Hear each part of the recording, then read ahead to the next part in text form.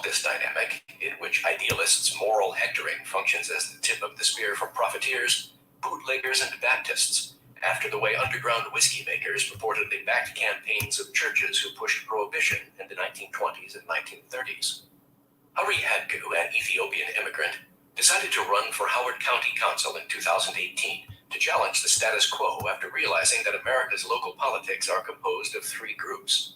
First, entrenched interests who control the political parties, the media, elected officials, many of the nonprofits, and the county government, as they accomplish goals in direct conflict to the public interest. Second, community activists, who in rare cases can overcome special interests, but only if they can directly reach the electorate. More often, they will find an uphill battle and give up, or make a deal with the devil by working through the entrenched apparatus, which will bend their concerns to its own desires. Last and least, there are the voters, who have very little access to useful information and are susceptible to relying on political party identification or the endorsement of powerful local organizations, mostly entrenched too. In other words, when most people cast a ballot in local elections, they have no idea for whom they have voted. Politicians and special interests take advantage of this vacuum. Hadgu is a nuclear scientist, but voters in the Democratic primary rejected him in favor of a 34-year-old professional community organizer, a white woman named Christiana Rigby. Buoyed by connections gained as an employee of political and nonprofit groups, and trained by a union-funded national program called Emerge that recruits female Democratic activists to run for office, Rigby secured endorsements from professional progressive circles, including the teachers' union. Though views on abortion were unlikely to be relevant to the duties of county council members, she touted a seal of approval from pro-choice group NARAL. Council members each represent approximately 57,000 people, but local primary elections are virtually ignored by everyone but activists. The votes of only about 3,600 people, or less than 6% of her would-be constituents, secured Rigby a substantial majority in the primary, which amounted to a coronation, since most in the Democratic-leaning county would select their choice for the general election based on party label alone. The other 94% would soon face the consequences. HHC. Howard County was not named after the Howard Hughes Corporation, but it might as well have been. The Howard Hughes Corporation, HHC, is a Texas-based real estate company valued at more than $5 billion. It owns several master-planned cities and communities and a chunk of Manhattan. It also has a multi-billion-dollar development project in Howard County's largest community of Columbia. In 2016, HHC's regional executive, Greg Fidget, convinced the county council to provide a $90 million subsidy for that project, the largest developer giveaway in county history. It was unclear why an incentive was necessary since, as one resident testified, downtown is growing at a rapid pace, and development was clearly in the pipeline already. Though local politicians theoretically represent only the interests of existing residents, they kept making plans with real estate developers to crowd the county with new people. So much dense housing was built that schools were overflowing. Columbia's schools in particular were so crowded that the granting of building permits within their boundaries was halted. If those kids could be moved to other schools, freeing up capacity, the floodgates would reopen to developers.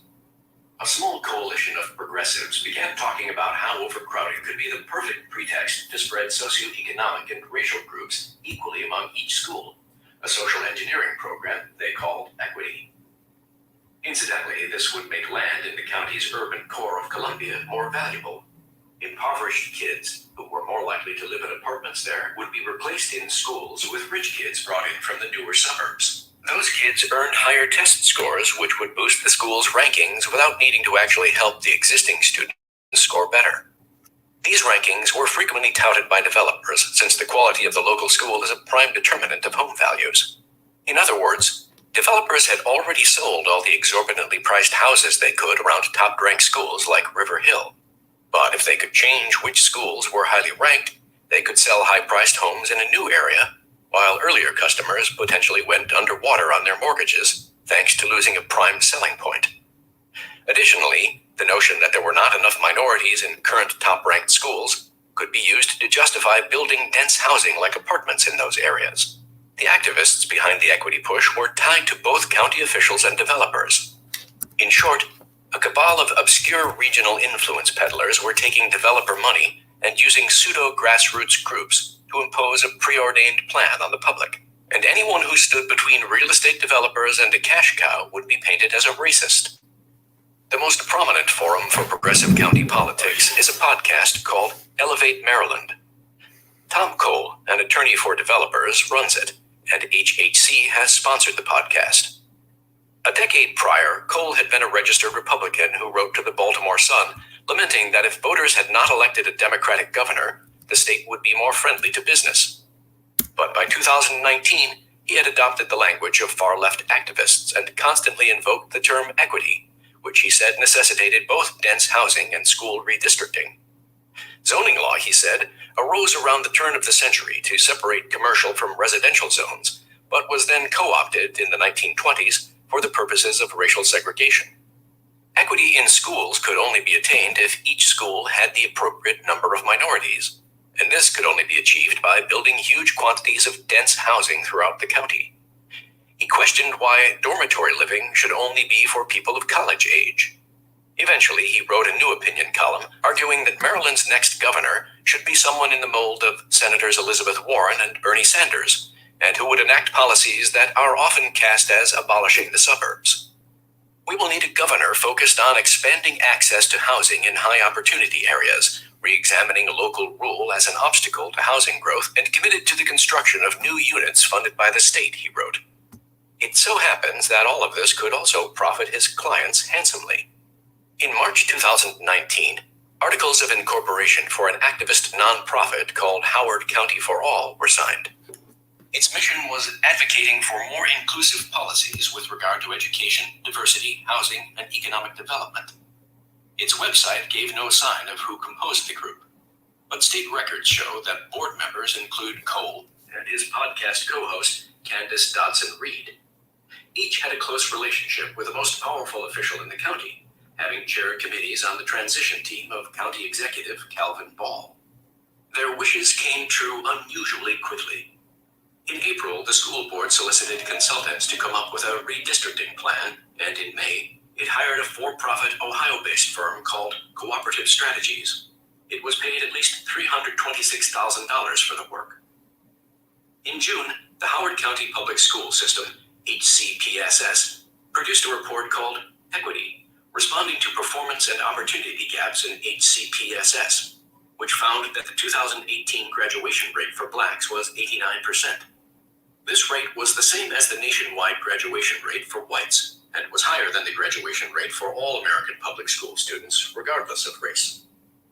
Equity, though, is based not on positive outcomes, but on jealousy, and the report took a negative tone because the stellar black graduation rate was 6% lower than the rate for whites in Howard, which was a nearly unheard of 95%.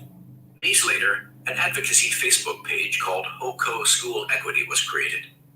The group ran paid ads focused on segregation and the need to implement redistricting. It was managed by Tina Horn, who works for an affiliate of Enterprise Community Development, which has a portfolio of more than $1 billion in real estate, mostly multifamily units in Maryland. Its president of the Communities Division, a private equity mogul, is on Howard's Housing Opportunities Master Plan Task Force. In June and July, an attendance area committee of citizens was convened to guide the redistricting consultants' priorities. More than a third of the members were not so much citizens as political cronies. They, too, had served on the transition team of County Executive Ball. Most vocal was Larry Walker, pastor of a church where Ball and school board chair Mavis Ellis have worshipped. Ellis is a retired school system employee who was the consummate entrenched insider. She served on the board of the NEA, chairing the Teachers Union's Black Caucus, and she served on the board of a statewide association of school board members, through which policies spread from jurisdiction to jurisdiction. Walker's committee agreed to, as it wrote in its minutes, prioritize needs of disadvantaged students. That's what equity is about. Priority need over comfort. That meant busing. Cooperative Strategies then solicited feedback from everyday parents who said the opposite. The vast majority prioritized keeping students together and maintaining contiguous communities. Fewer than 20% placed consideration of demographic factors in their top 3 priorities. Would the consultant listen to the people? July 17th, HHC President Fidget wrote to county officials from his real estate company email. Please consider supporting a boundary adjustment plan which addresses educational equity and segregation here in Howard County. He cited an analysis by Richard Cohn, who had sent the same study to Opal Jones, a member of the county council, 2 days before. Cohn's analysis was imbued with his authority as a scientist and educator, but this might have had more weight if he were assessing the feces of pigeons for signs of disease. It came from a professor of animal and avian sciences, and it stemmed more from seething ideology than from training. Desegregation, the bird scientist wrote in another email to officials, will expose the cruel policies of this school system. Eventually, even the icy hearts of Western Howard County's white supremacists could melt. Cohn, too, was a member of Ball's transition team. Political cover. Rigby, Jones, and another member of the county council decided to intervene in the matter, the exclusive domain of the school board, to tip the scales toward busing. They planned a resolution saying the school system should use redistricting to solve racial segregation. The purpose was to allow the school board to implement an unpopular plan while claiming that it was out of their hands. The resolution called for halting what it said was the growing number of segregated schools, defined as schools where less than 40% of the student population is white. In reality, what was happening was that Howard County was getting more diverse. By 2019, the school system had dipped to 36% white, meaning that by their definition, if every school in Howard mirrored the county student population, every school would be officially segregated, while simultaneously having large populations of every racial group. Under this standard, it could only achieve its aim of eliminating segregated schools by bringing more white people into the county or getting rid of some minorities. But the resolution's authors seemed more interested in grievance than in practicality. They invoked Plessy v. Ferguson, Brown v. Board of Education, and, of course, slavery. On August 13th, the resolution was announced to be a press release. "We are providing them political cover," Councilwoman Rigby, the community organizer, texted a council colleague. "They will know we have their backs and have something they can point to when/if haters come for them." "Are they asking for this cover, or are we foisting it upon them?" the colleague replied. It was a curious way to help the school system since the school board was unaware. Jones met with Superintendent Michael Martirano as the press release went out, but never mentioned it to him. "To say I was surprised to see the press release right after my meeting is an understatement," Martirano wrote. Kirsten Coombs, the school board's vice chair, was told nothing about the resolution. Board member Vicky Catronio wrote that she received a call from Councilwoman Rigby about 3 hours before the press release and responded that I did not need nor desire political coverage for my decisions.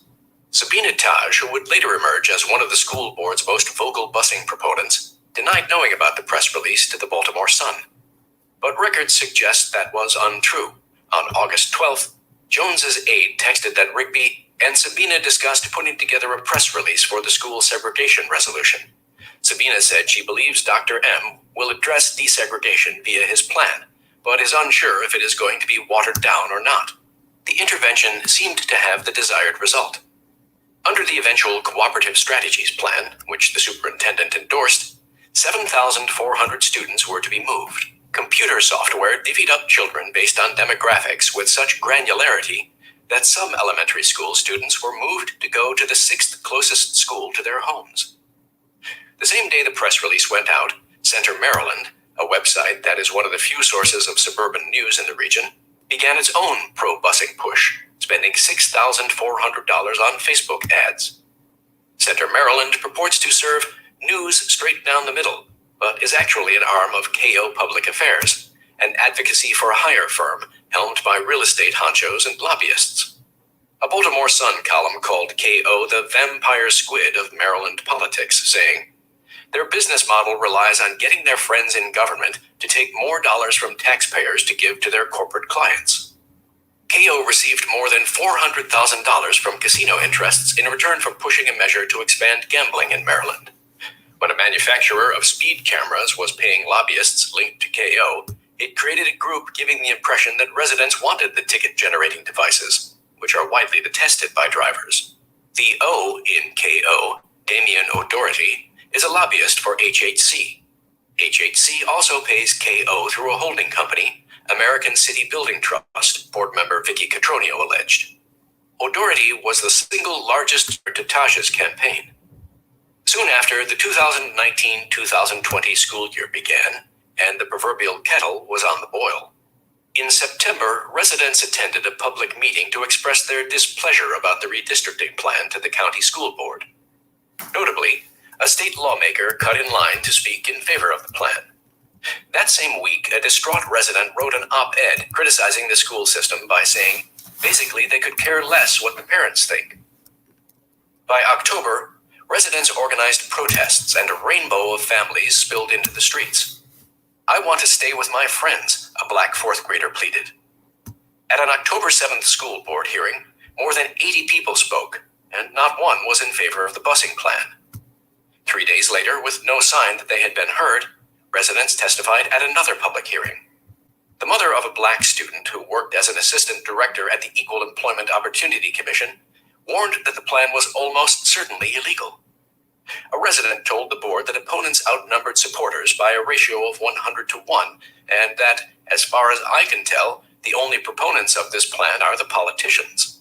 Though busing proponents attempted to cast the battle as wealthy whites opposing the interests of blacks, they were keenly aware that, in fact, average black residents were not asking for busing. Pastor Walker said at a September 8th service at his church, "We have a partnership with the school system, and the superintendent is looking for brown people to show up and put our voices behind this plan that he came out with. It's a bold plan, and the community is hating on it right now. They're hating on it. He needs some allies, folks." The protests spawned news coverage, which county officials quickly appeared to try to squelch.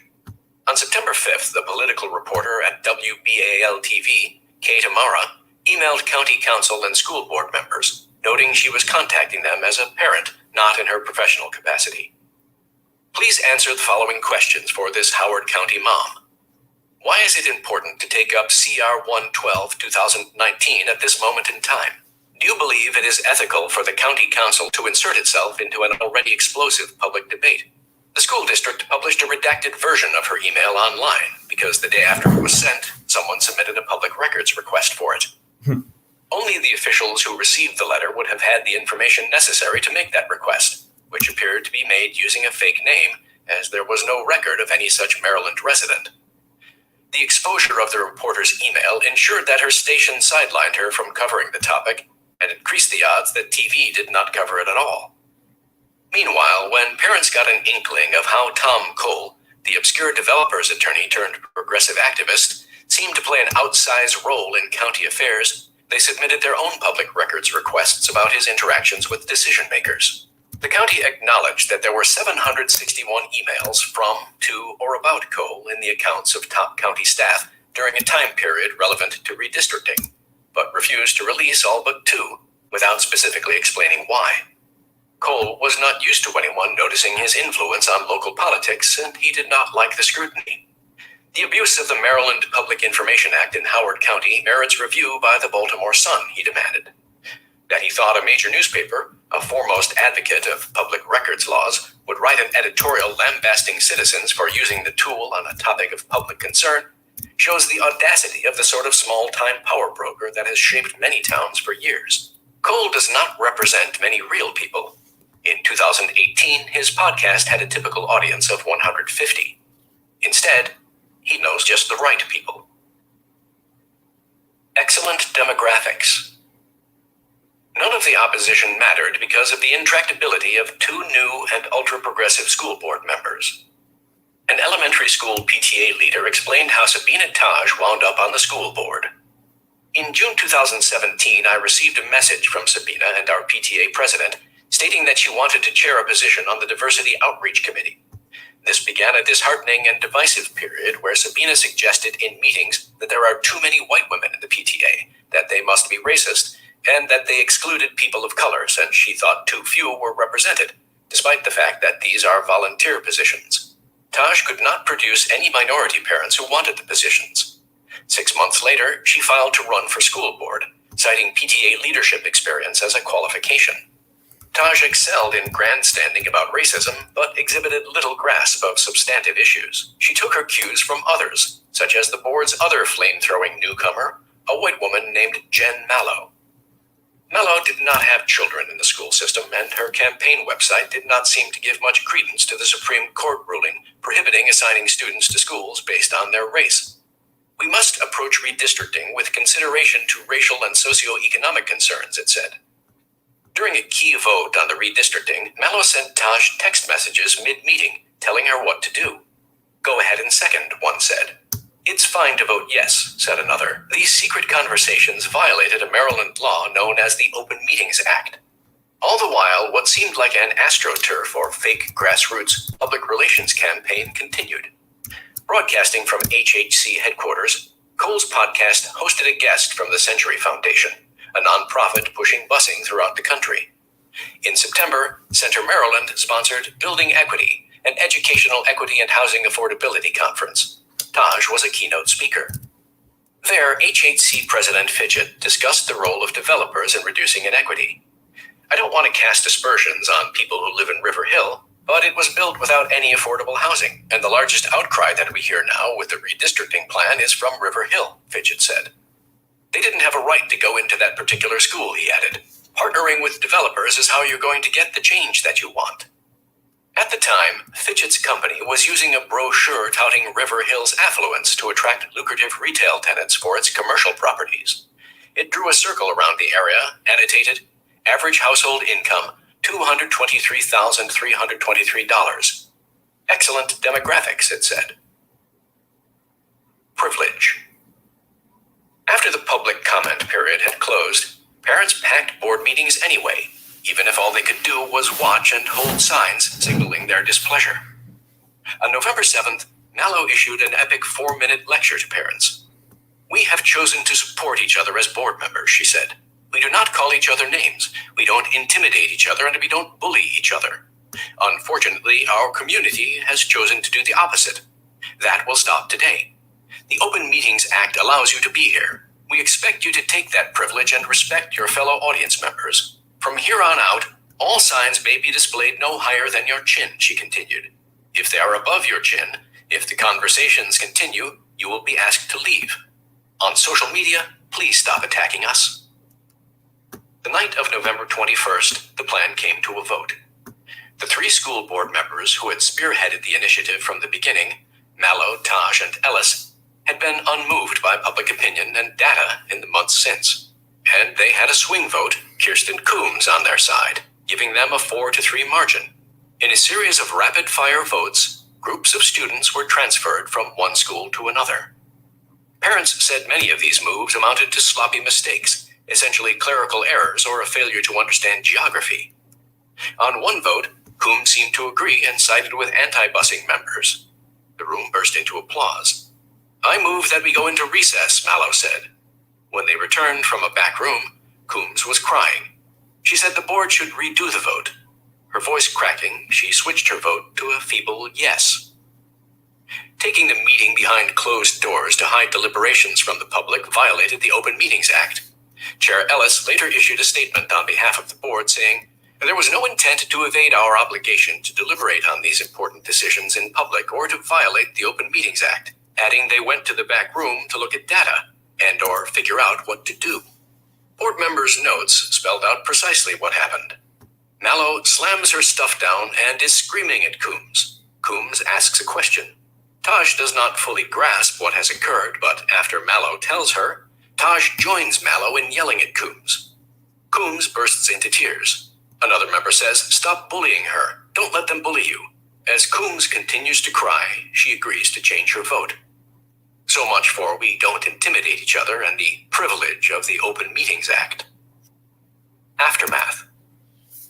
For all of HHC's preening about how empowering developers is the way to help the poor, there was not much evidence of its putting its money where its mouth is. It does not have a history as a developer of affordable housing, the Baltimore Sun reported in 2015, and none of its existing downtown Columbia housing was affordable. In 2017, It agreed to begin building some affordable units, but those units were largely paid for with federal tax credits and vouchers, did not count toward the cap that otherwise limited how many apartment units would be permitted, and came as part of a deal in which the county footed the bill for other infrastructure that would help HHC's high-end projects. Though developers' rampant construction of new homes had lined their pockets and created the school crowding, builders of new homes only paid $1.32 per square foot toward schools. That amounted to a one-time payment of about $5,300 for a 4,000 square foot house, hardly enough to pay for the new facilities necessary for several children. On November 6th, the county council finally voted to raise that rate. Of course, the move was opposed by developers, led by the Maryland Building Industry Association, of which the HHC is a member. HHC said it would lose millions. More persuasively, the raising of fees on wealthy corporations to fund services for children was opposed by do-gooder nonprofits ostensibly dedicated to the plight of the poor. The Association of Community Services, the Howard County Housing Commission, and the Howard County Housing Affordability Coalition all opposed the measure. In reality, the parade of seemingly disparate nonprofits amounted to fronts for the same clique: more Baptists to HHC's bootleggers. HHC is a member of a coalition called Bridges to Housing Stability, which is associated with all three groups. The Howard County Housing Affordability Coalition includes Tom Cole and Paul Revelle, a builder/developer who was named as a Maryland Building Industry Association's Legislative Award winner days after meeting with officials about school funding. Jones, one of the council members behind the busing resolution, introduced an amendment to lower the fees for developers operating in the downtown Columbia Development District, where HHC is active. That amendment failed. Another council member found that developers were sometimes allowed to build in overcrowded school districts, even when the rules supposedly forbade it. She introduced a bill tightening the rules. Rigby had claimed that if the school board passed redistricting, she would agree to that. But after the redistricting, she and Jones opposed it anyway. The measure failed as a result. When HHC delivered its quarterly presentation to investors not long after, it did not say anything about integrated schools. Instead, it opened with the tagline, HHC, the opportunity to control cities. It described its business as being the dominant residential landowner in markets with superior demographics, where it could exert monopoly-like control. When it did discuss equity, it was in a different context. Profits from condominium sales equal equity for future developments. It told investors that its communities are defined by their exclusive nature and the fact that HHC has substantial control over planning, zoning, property sales, and development. It ensures that land appreciates in value, as Tom Cole noted occurs when rules are changed to allow increased density. Its presentation summarized the dream of the new confluence of social engineers and cutthroat capitalists, a real-life Sim City with the opportunity for generational wealth creation. As for the school board, Mallow ran for re-election despite being a central villain of the most widely detested political move in recent county history. On March 10, 2020, she canceled an appearance at River Hill, the epicenter of the redistricting fury, claiming that she had a contagious illness. The illness had not stopped her from attending a board meeting the day before or holding a meet and greet the day after, nor did it stop her from holding her campaign kickoff 2 days earlier. It was held at HHC's office. The activists and special interests who push schools to adopt a mission that is ideological, not educational, are single-minded and without any sense of balance, and things got even worse for Howard's families. The coronavirus pandemic hit soon after and closed school for the rest of the 2019-2020 school year and almost all of the 2020-2021 one. Nonetheless, Mallow's school board refused to postpone the new school boundaries, even though it meant that when the plan went into effect in September 2020, students had the cruel and lonely fate of going to school online with people that they had never met. Even when policies are clearly nonsensical, ineffective, or unpopular among those who know about them, many of us view local politics as obscure and local elections as insignificant, an opportunity to signal allegiance to a political tribe, or to serve as a referendum on unrelated national issues, if not something to sit out entirely and leave to insiders who we imagine are better qualified. In Howard County, school board elections are officially nonpartisan and candidates do not appear on the ballot with a party signifier next to their name. The rules say candidates are expected to run nonpartisan campaigns and, when serving as a member of the Board of Education, must work in a nonpartisan manner with all elected officials in the best interests of the public school students. But when the November 2020 election rolled around, the unpopular Mallow knew how to secure victory among a voting base that was largely tuned out to school board races. She sent a mailer to voters implying that if they did not vote for her, it would be like supporting the re-election of President Trump. She stood outside of a voting location on Election Day, apparently crossing over the no electioneering zone, prohibiting political advertising too close to voting booths, with a sign spouting non-education-related liberal platitudes like, "Women's rights are human rights." She handed out a blue Democratic sample ballot that instructed voters, many of whom otherwise could not have named down-ballot candidates, to select her if they were the sort of person who wanted Joe Biden to be president. She was re-elected to the board by a margin of 1,382 votes.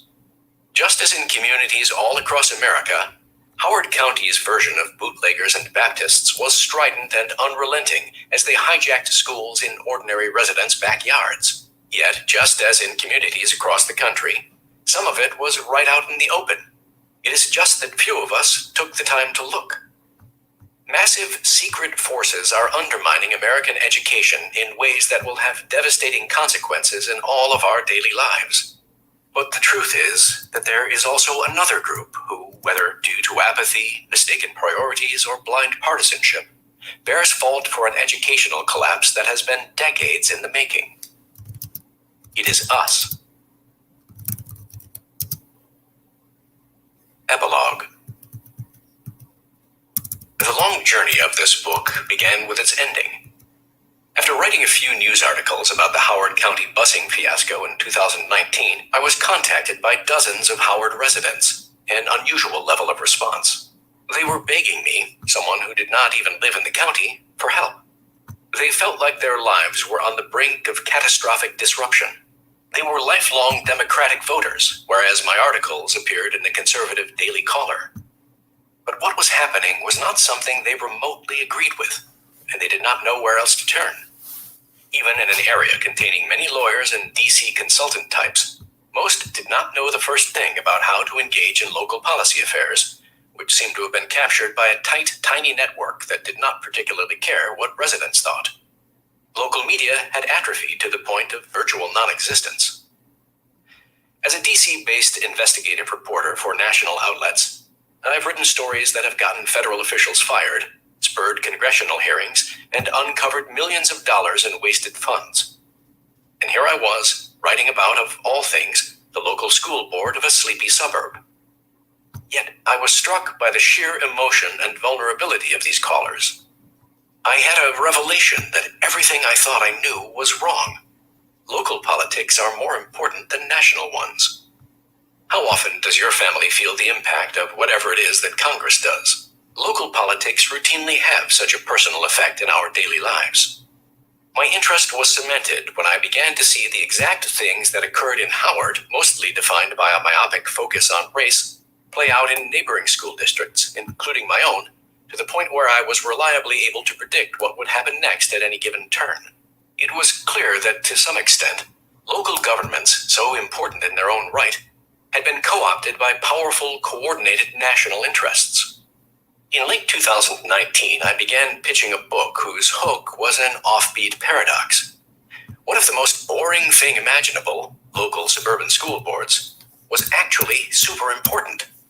At the time, it was an idea so counterintuitive that the Government Accountability Institute and HarperCollins were intrigued.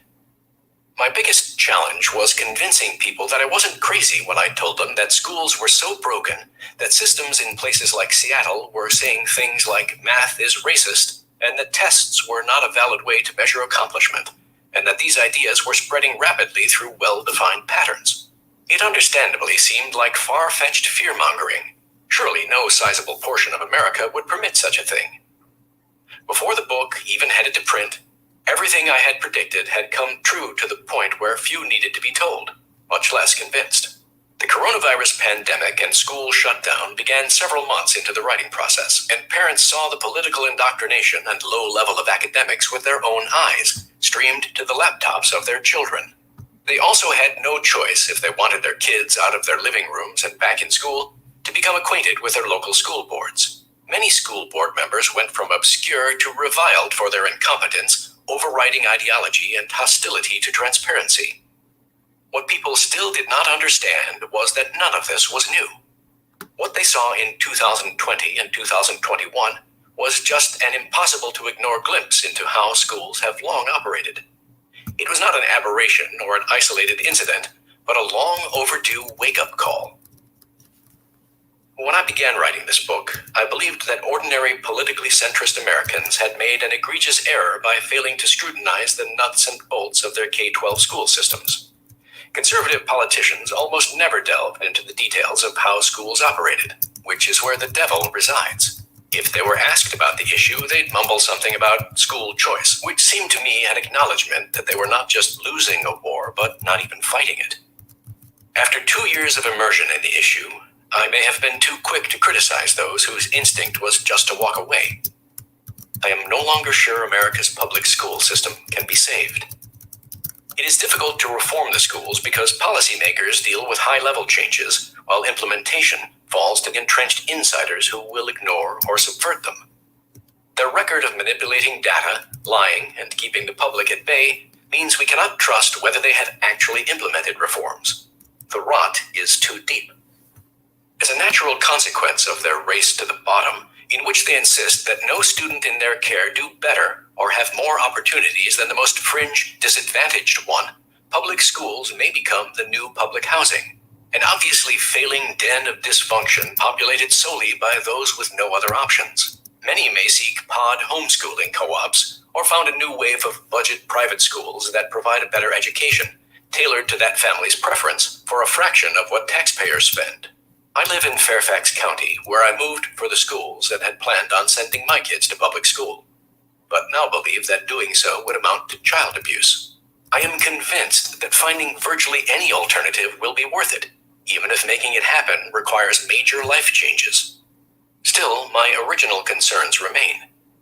Paying for a failed system via taxes and not even using it is a grossly inefficient policy solution. As long as there is a public school system, a large portion of the country's children will presumably enroll in it. Say I save my own children. When they grow up, they will live among those people, vote with them, and, given the academic results of today's public schools, likely be forced to financially support many of them. What happens in K-12 schools happens to America, and in a relatively short time period. That's why indoctrinators target schools in the first place, of course. It is effective. But it is also a shocking betrayal of trust. Someone who believes that if Democrats win 51% of the votes in a jurisdiction, government-run facilities for children can be turned into hardcore organs of the Democratic Party is someone who cares more about political power than ethics, to say nothing of minority rights and disproportionality. No stable society will tolerate it. But the irony is that even liberals who convince themselves indoctrination is okay as long as they agree with its slant are being conned. As any parent who delves deeply enough will see, the ideology that youth are being inculcated with consists of half-baked ideas far outside the mainstream of either party, with no record of success.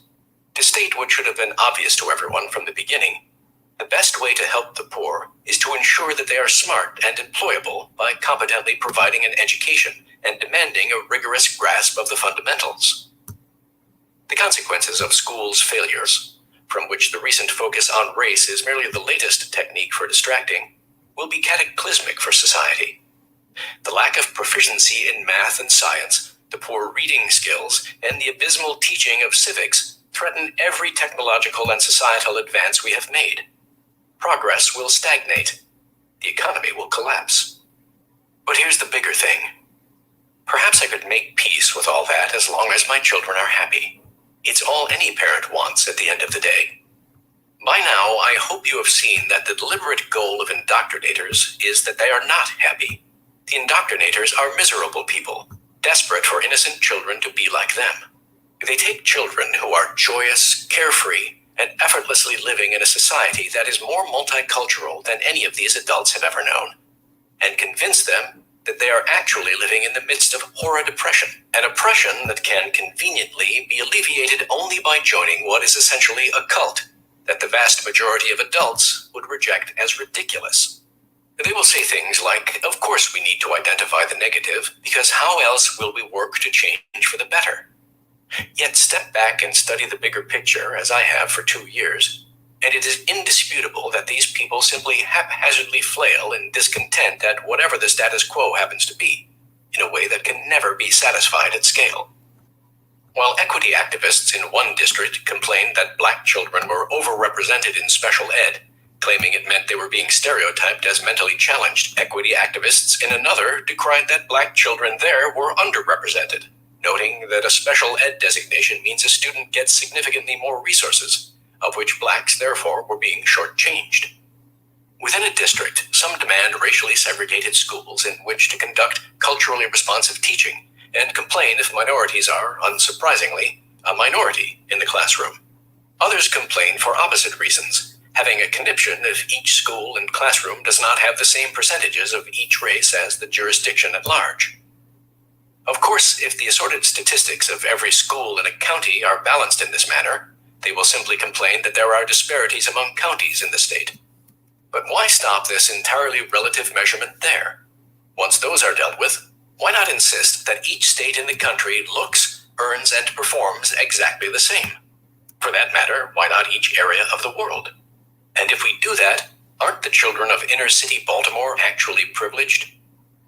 Teachers' Shakedown of America in 2020-2021 was astonishingly lucrative for them. The amount of supplementary funding allocated to schools through one coronavirus bill alone was greater than the amount spent under the Marshall Plan to reconstruct Europe, even adjusted for inflation, for reasons totally unexplained, considering many schools were not even open. But it came at a cost of lasting damage to our children. Just as World War II is seared into the memories of people who lived through it, the experience of being betrayed and abandoned by people you once trusted is likely to be as well. Still, life has a way of making us tuck away past pain and return to routines. If we weren't wired that way, what woman would go through childbirth a second time? So I'll end the way this project began, with the call that local politics matter, that residents who treat school board elections as referendums on national elections, expressions of tribal loyalty, or the domain of school employees, are making a mistake they cannot afford. As you have seen, the educational issues illuminated during the coronavirus pandemic were manifestations of problems that were there all along. We were simply woken up to them. For the sake of our kids' happiness, for the sake of our constitutional republic, for the sake of a modern world fueled by scientific and technological advancement, we can never, ever go back to sleep. We hope you've enjoyed this production of Race to the Bottom, Uncovering the Secret Forces Destroying American Public Education, by Luke Rosiak, read by Charles Constant, and presented by Broadside Books and Harper Audio. This program was produced by TiDef Studios. Executive producer Haley Silverman. Text copyright 2022 by Luke Rosiak. Production copyright 2022 by HarperCollins Publishers. All rights reserved.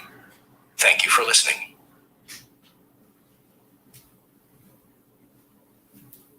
Audible hopes you have enjoyed this program.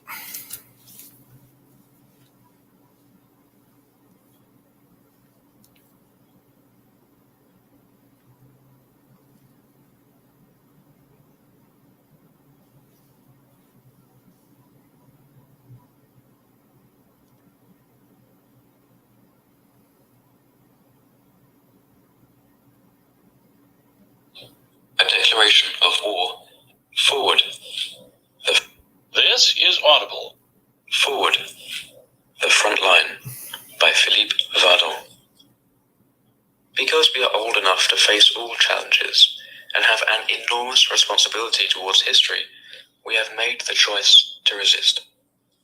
Manifeste de Jeunesse Identitaire. Manifesto of Identitarian Youth, September 2002. People try to pull us down, talking about my generation, just because we get around, talking about my generation. My generation.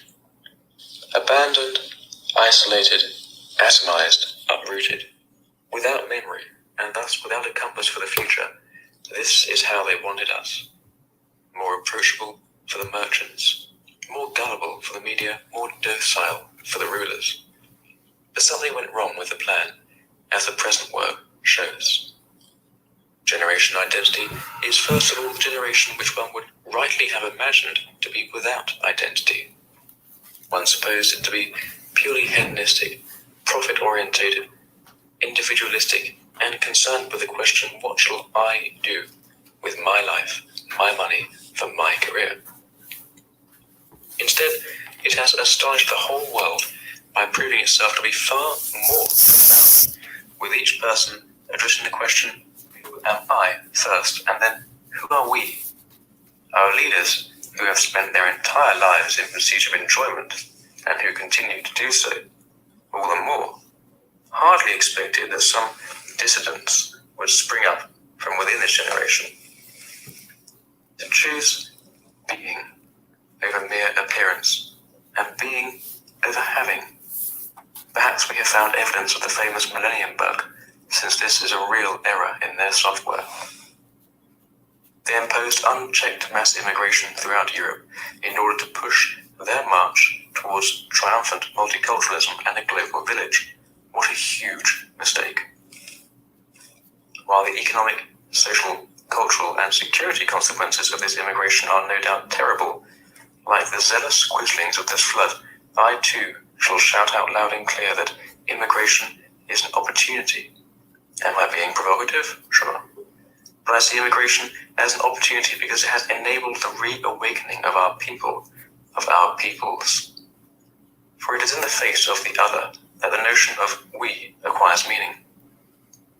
It is in the face of the Persians that the Spartans and Athenians discovered themselves as Greeks. Likewise, it is through the confrontation of young Frenchmen with extra-European immigration, and hence their new awareness of mutual differences, that the identitarian dream has emerged. This often difficult, sometimes violent dream has turned into a resistance movement, and shall tomorrow turn into a reconquest. They have defiled our flags, erased our frontiers, twisted the very name of things. With them, the homeland is no longer the land of one's fathers. It turns into a nebulous idea, an abstraction, a construct. For us, it represents the most concrete things of all, our words and songs, our forests and mountains, our bell towers and castles, our relatives' graves, and our babies' cradles. We carry our flag within us and trace our frontiers ourselves. This is our identity. The agents of the system for killing peoples, to quote Guillaume Fay's formidable formula, would like to break the chain of our heritage. We're here to fix its links. The identitarian struggle, which certainly promotes an ideal and certainly revolves around specific ideas, is far more than simply an ideological matter. It is a struggle for continuity, since identity is not the past, but rather that whatever passes on. Or to put it more clearly, survival. It is a struggle which we cannot flee from or reject without losing our dignity as upright men. Marcus Willinger's declaration of war no doubt presents some personal considerations, since acting as a spokesperson for a group does not mean losing one's unique voice, and hence some minor points the reader, just like the present writer, might disagree with. Still, this work sums up many of the ideas and concepts of the identitarian struggle that began in this form in France in 2002, and which now finds echoes across many sister countries. This text, therefore, falls directly within the sphere of the challenge launched by the youngest identitarian militants, through the movement Génération Identitaire, founded in August 2012 and made widely known by the symbolic occupation of the mosque in Poitiers, against the generation of 68ers who hold prominent posts of responsibility in almost all sectors of society and who are largely responsible for the chaos we must currently face. I shall bring this forward to a conclusion by inviting all readers to support an idea that we have always sought to keep alive in our way of envisaging the political, cultural struggle that we are waging, and which I believe determines a number of reactions and attitudes. Some people steeped in a form of morbid romanticism, which may have its charm in the musical or literary sphere, but which proves disastrous in the sphere of political activism, complacently mope about in their self-appointed role as the last men standing. They perceive themselves as the rear guard of a dying world, and see their fight as all the more beautiful because it is clearly destined to be lost. This attitude is both comforting, for if the struggle is already lost, there is no point in making any inevitably vain effort, and completely suicidal. On the contrary, the identitarians are the avant-garde, or better still, the front line. Far from being the last expression of a world in its death throes, they are the first pangs of a new birth, according to the very etymology of the word revolution. To use a different image, the identitarians are not those who are watching a dying flame, but rather are 1,000 torches which light up in the night. Reach out your hands too, my friend. Grab the torch and set it alight. Translated by Sergio Nib. Philippe Vardon, born in 1980, holds a degree in political science. In 2002, he was one of the founders of the identitarian movement in France, starting with its youth movement, Jeunesse Identitaire, and he also assisted in the creation of Bloc Identitaire, the primary identitarian organization in France today. He was the chief spokesman of Jeunesse Identitaire for 5 years. In 2007, he formed a local branch of the identitarian movement in his hometown of Nice called Nisa Rebella, which has participated in local elections. He ran for mayor of Nice in 2012, and in subsequent elections he has run for other positions. Additionally, he now leads Les Identitaires, the think tank of the French identitarian movement. Preface. Europe is in a deep crisis. This crisis weighs more heavily than the division of Europe by the Iron Curtain, or the destruction of our continent during both world wars. This crisis is fundamentally different from others that we have lived through. It is a crisis of the European spirit. After the National Socialist reign of terror, our continent fell sick and lost its will to live. The next generation, the 68ers, hated and condemned everything that had been passed down to them, every tradition, every belief in their own kind, every will toward an authentic identity. This belief that one's own kind is worthless, that cultures, peoples, and families count for nothing and need to be rooted out, threatens to end Europe's existence as a continent for Europeans. The people of Europe have lost their will to live. They are dying out because they don't want to thrive any longer, because they don't want to have more children, and because they've forgotten what it means to stand up and fight for one's own. The ideology of the 60s has infected Europe. It is a sickness that will kill us if we don't find a cure. Even if we lost our will to power, our neighbours haven't, and they're already penetrating our borders and occupying the places that we freely surrender. The ideology of the 68ers is divorced from reality and cannot endure in the long run. It will pass with time. Either we Europeans will recover and free ourselves from it, or it will drag Europe into the abyss, and we will both disappear together.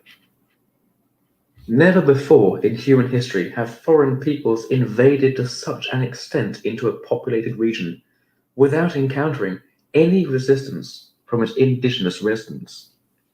That Europe is coming to an end after thousands of years of proud history is not due to the strength of the invaders, but rather to our unwillingness to fight for our own survival. The 68ers have made affirming our own identity into something bad. They've associated it with war, destruction, mass murder, and violence. They've made us so doubtful of our own self-worth that we don't dare to defend ourselves. We silently endure whatever others do to us. We're so afraid of being labeled racists that we unconditionally accept anti-European racism. When the 68ers took power in Europe, they didn't just allow the mass into Europe, they actively promoted this development. They called it multiculturalism. We young Europeans grew up on a continent that doesn't belong to us anymore. We have only known a culture in collapse, our peoples at the end of their lives. We had to withstand the attempts of our parents and grandparents to uproot us and make us into individuals without any identity. They want us to rejoice that Europe is falling, to accept and submit to its defeat. But we won't. We rebel. A new political current is sweeping through Europe. It has one goal, one symbol, and one thought: identity. It is the current of our generation. It represents European youth, a youth that wants the one thing that the ideology of the 68ers can't give it: a future. Emanating from France, that proud and noble land, this new current is sweeping countless Europeans along with it. It is taking form and proclaiming the end of the era of the 68ers, a new epoch, the age of a new generation, generation identity. Our generation is rising up to dethrone the 68ers. This book is no simple manifesto. It is a declaration of war. A declaration of war against everything that makes Europe sick and drives it to ruin. Against the false ideology of the 68ers. This is us declaring war on you. Chapter 1. Generation Identity. You want to know who we are, where we come from, what moves us? We'll tell you. We are the changing times. We are the rising wind, the new generation. We are the answer to you, for we are your children. You've thrown us into this world, uprooted and disorientated, without telling us where to go or where our path lies. You've destroyed every means for us to orient ourselves. You've reduced the church to rubble, so that now only a few of us still find refuge in the ruins of that community. You've devalued the state, so that none of us wants to serve it anymore. You've split the family. Our domestic idyll has been plunged into divorce, conflict, and violence. You've subjected love to a reductionist deconstruction, and so instead of a deep bond, only the animal drive remains. You've ruined the economy, so we inherit mountains of debt. You've questioned and criticized everything, so we now believe in nothing and no one. You've left us no values, yet you now accuse us of being amoral, but we are not. You've promised yourselves a utopia, a peaceful, multicultural society of prosperity and tolerance. We are the heirs of this utopia, and our reality looks very different. You buy our peace with ever-mounting debt. Today, we're watching your prosperity disappear throughout Europe. For us, your multicultural society means nothing but hatred and violence. In the name of your tolerance, you hunt down all who criticize you and call those you hunt intolerant. We've had enough. Your utopias have lost all legitimacy for us.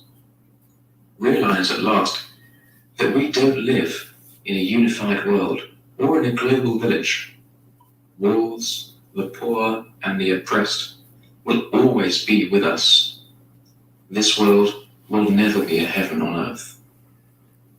Your delusions have accomplished one thing. You have uprooted your children. We have lost the homeless. Who are we ask ourselves. Where are we going? We've seen through your answers and understood that they are lies. We aren't humanity, and we don't want your paradise. So, we have come up with our own answer to these questions. We turn to what you have demonized, to ourselves. We search for our identity and find it under the rubble of your destructive rage. We must dig deep to find ourselves again. Our history, our homeland, and our culture gives us what you have taken from us. We don't want to be citizens of the world. We are happier with our own countries. We don't want the end of history, for our history doesn't give us cause to complain. We don't want a multicultural society where our own culture is left to burn in the melting pot. We are less demanding than you, yet we want so much more. While you've chased utopias your entire lives, we want real values. What we demand actually exists. To possess it is our ancestral right. We desire nothing more than our inheritance, and won't tolerate your withholding it any longer. We are the answer to you, and to the failure of your utopia, for we are Generation Identity. Chapter 2, on loneliness. We're a great riddle to you, an incomprehensible phenomenon. Our words and deeds refute all your theories and arguments. We live in the world you dreamt of, yet this world disgusts us. Thanks to you, we could develop free from all social obligations and values. Thanks to you, we go lost and lonely through life. You've destroyed everything that could have offered us identity and refuge, yet you're shocked that we're unhappy. For deep in us lies a constant feeling of being alone, of being lost. We do everything to numb this feeling. We throw the wildest parties and meet in glowing malls. We dance all night, take drugs, or hide behind our computers. Any means is justified in order to overcome this loneliness, but we are always still alone in the end. You have taught us that we can buy anything, but where can we buy a remedy for loneliness? Not that we didn't try. With brand names, labels, and the latest clothing styles, we want to belong to a certain group. It may seem laughable to you, but for us, this is one of the last remaining possibilities to somehow find a place where we belong. Sometimes we manage to convince ourselves in our despair that we are absolutely unique, that we don't need to belong to anything. In this way, we give ourselves strength when the loneliness overcomes us. Even if, one day, we become part of a group because our innermost selves long for identity and belonging, we still can't enjoy it. We always hear your nagging voices in our heads, warning us about the dangers of peer pressure and the loss of our individuality. This inner conflict plunges us into yet deeper despair. The dark companion of loneliness is boredom. It's the boredom that first reveals how lonely we are. We don't ever want to be bored, because then we couldn't lie to ourselves anymore. Yet boredom is our constant companion. It envelops us like a dark cloud and makes itself felt whenever we briefly pause from our frenzied searching. This is why we seek to numb our boredom and loneliness with means that become ever wilder and ever more reckless. But no artificial euphoria lasts long enough to bring us peace. No pleasure leads us to anything but a desperate collapse. So we wander through life, half lost and half high, for we Our Generation Identity. Chapter 3. On Religion. What is religion? What does the Church mean to us? There is no God. That was your credo. Yet this claim is too radical for us. Sometimes we believe in something, sometimes in nothing. A bit in God, a bit in biology, a bit in everything, and a bit in nothing. That is our belief. We don't formulate it or proclaim it as you've twisted the profession of faith into something detestable. When we think of the Church, nothing but intolerance and backwardness comes to mind. We are not atheists, we believe in something. Yet this belief brings us no sense of belonging or of community. You've shut the welcoming arms of the Church to us once and for all. Religious fanaticism in all of its forms is incomprehensible to us and often seems primitive and stupid. Yet, deeply religious people and cultures fascinate us, for we know they have something we lack, a deep inner feeling that they are sheltered and protected, a lucid certainty in matters of right and wrong. We can only imagine how it might feel not to be plagued by constant self-doubt. We will never feel that way ourselves, for religion has become unthinkable. We can't obey dogmas, and so we feel ourselves at once superior and inferior to the fanatics. Every clear vow, every statement of faith appears crazed and close-minded to us. Whenever someone appears to be ready to defend his beliefs, we suspect fanaticism and intolerance. Yet even nothingness itself makes no sense to us. How are atheists supposed to know that there is no God? In this sense, we believe in an indefinite higher power that may or may not exist. Our belief is worthless, for we don't dare take it too seriously. Our fear of appearing fanatical is too great. I don't know is our slogan, and with these words we plunge ourselves into misery. We can't make ourselves believe any more, and we therefore lack all orientation. Thus, we go through life without being certain of anything, because we don't want to be certain of anything. For we are Generation Identity. Chapter 4. On Politics. Sometimes we hear that there were once people who saw the highest honor in dedicating their lives to the service of the state. We can't understand or relate to this, as you have made us loathe the state, rotting as it is from the inside. You've demonized it as an instrument of oppression. You wanted to abolish the state by any means, but you have failed. While all of you fought the state, the commonest and greediest among you seized control of it and became what today passes for politicians. The rest of you turned away from government service and thereby left politics to the most repulsive representatives of your generation. And so the government became nothing but another opportunity to make money for oneself and one's friends. We bear the consequences of your failure. We pay the price for the fact that you were too good to go into politics. We don't hate the state, we despise it, but abolish it? That would never have occurred to us. We are realists. We know that the state is a necessary evil. We are pessimists. We don't expect anything but lies from politicians. You went to vote, bursting with enthusiasm, proud of your right to have a say. We can only laugh at your naivety. None of us still believes today that he can change something with his vote. We only vote if there's nothing good on TV. The politicians of all the parties are the same to us. They all say the same thing, after all. They promised the moon, unemployment, poverty, crime, and everything bad would be banished if only we would vote for them. Except that as soon as they won, their words always turned out to be nothing but empty promises.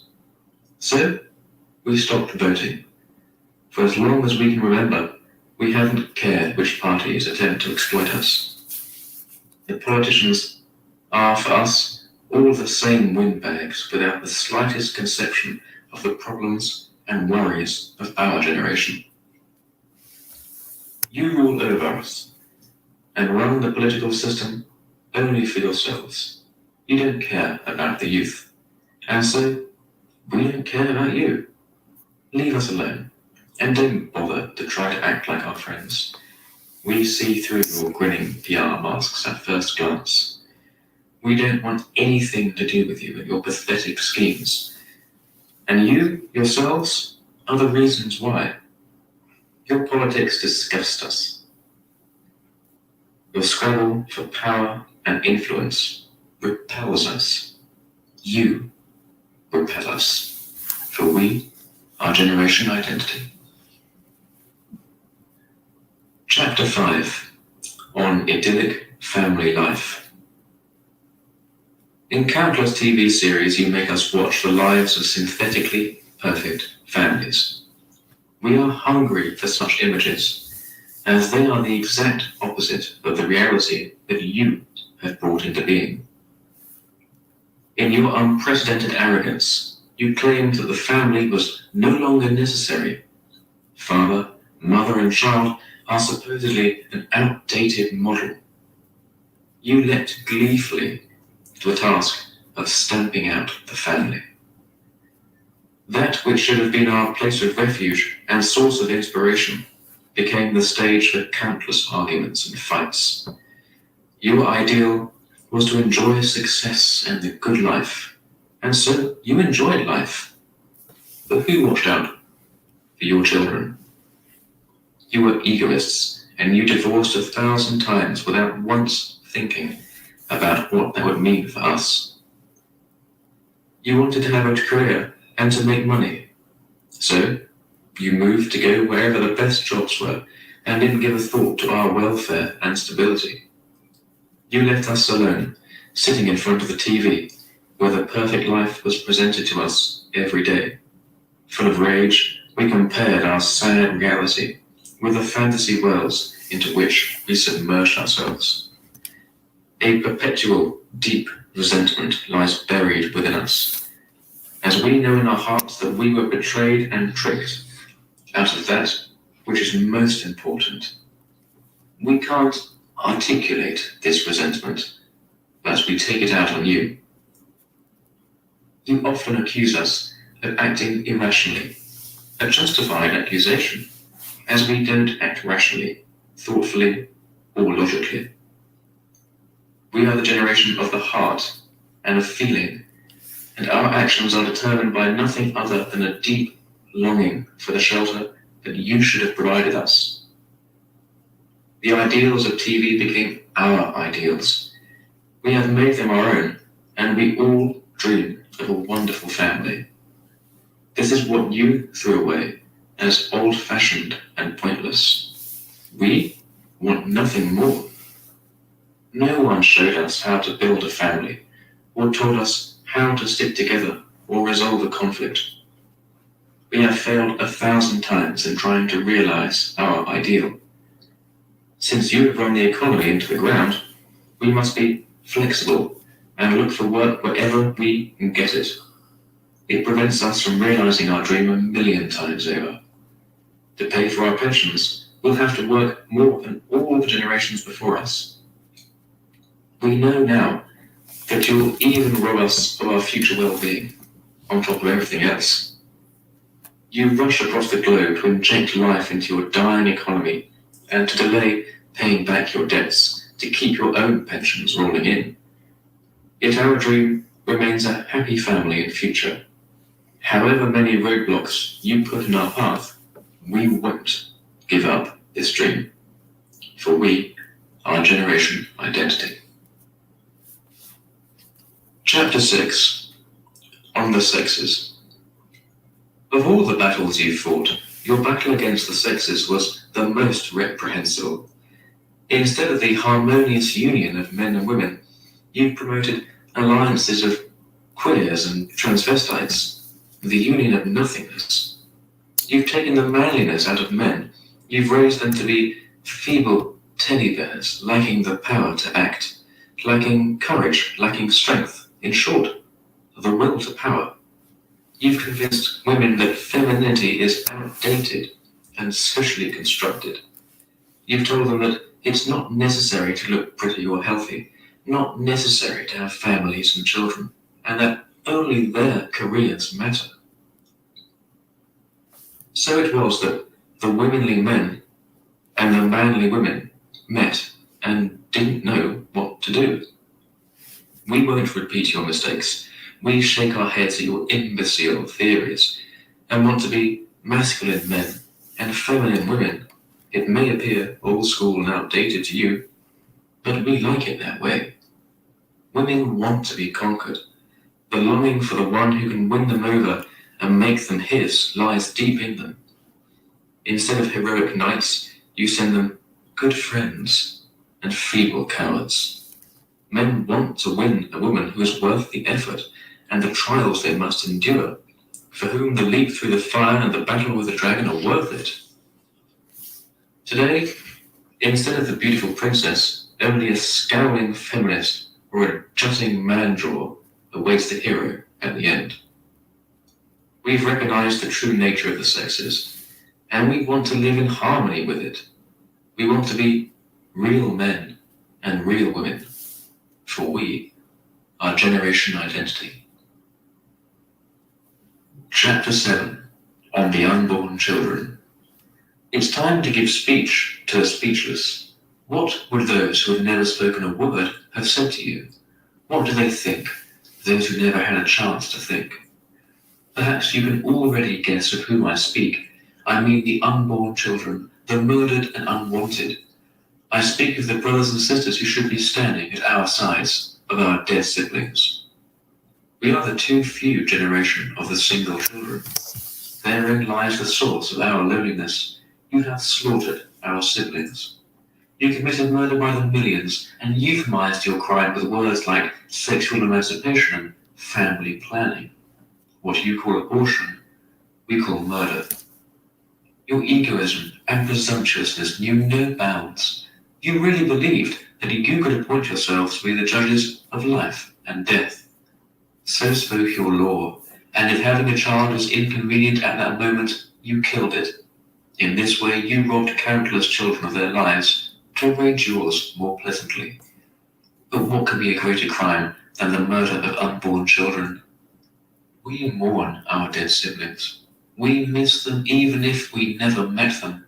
We call to them, brothers and sisters, our beloved murdered siblings. Forgive your murderers, for they know not what they do. But we know what we are doing. We are those who have survived your cleansing, and we also fight for the lives of future children. We will put an end to your mass murder, for we are Generation Identity. Chapter 8, on the economy.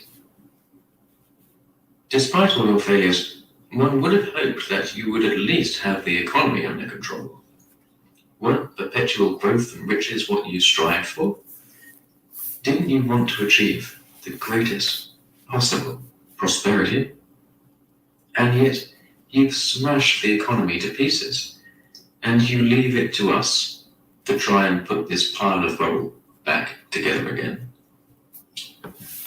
You were greedy and exorbitant in all respects. Greed and indulgence drove your economic planning. Low unemployment, low taxes, and maximal social security. You truly enjoyed a life of excess. Half of what you spent, you earned. The rest, you embezzled. To maintain your standard of living, you increase your debts year by year. You record the growing debts, but do nothing.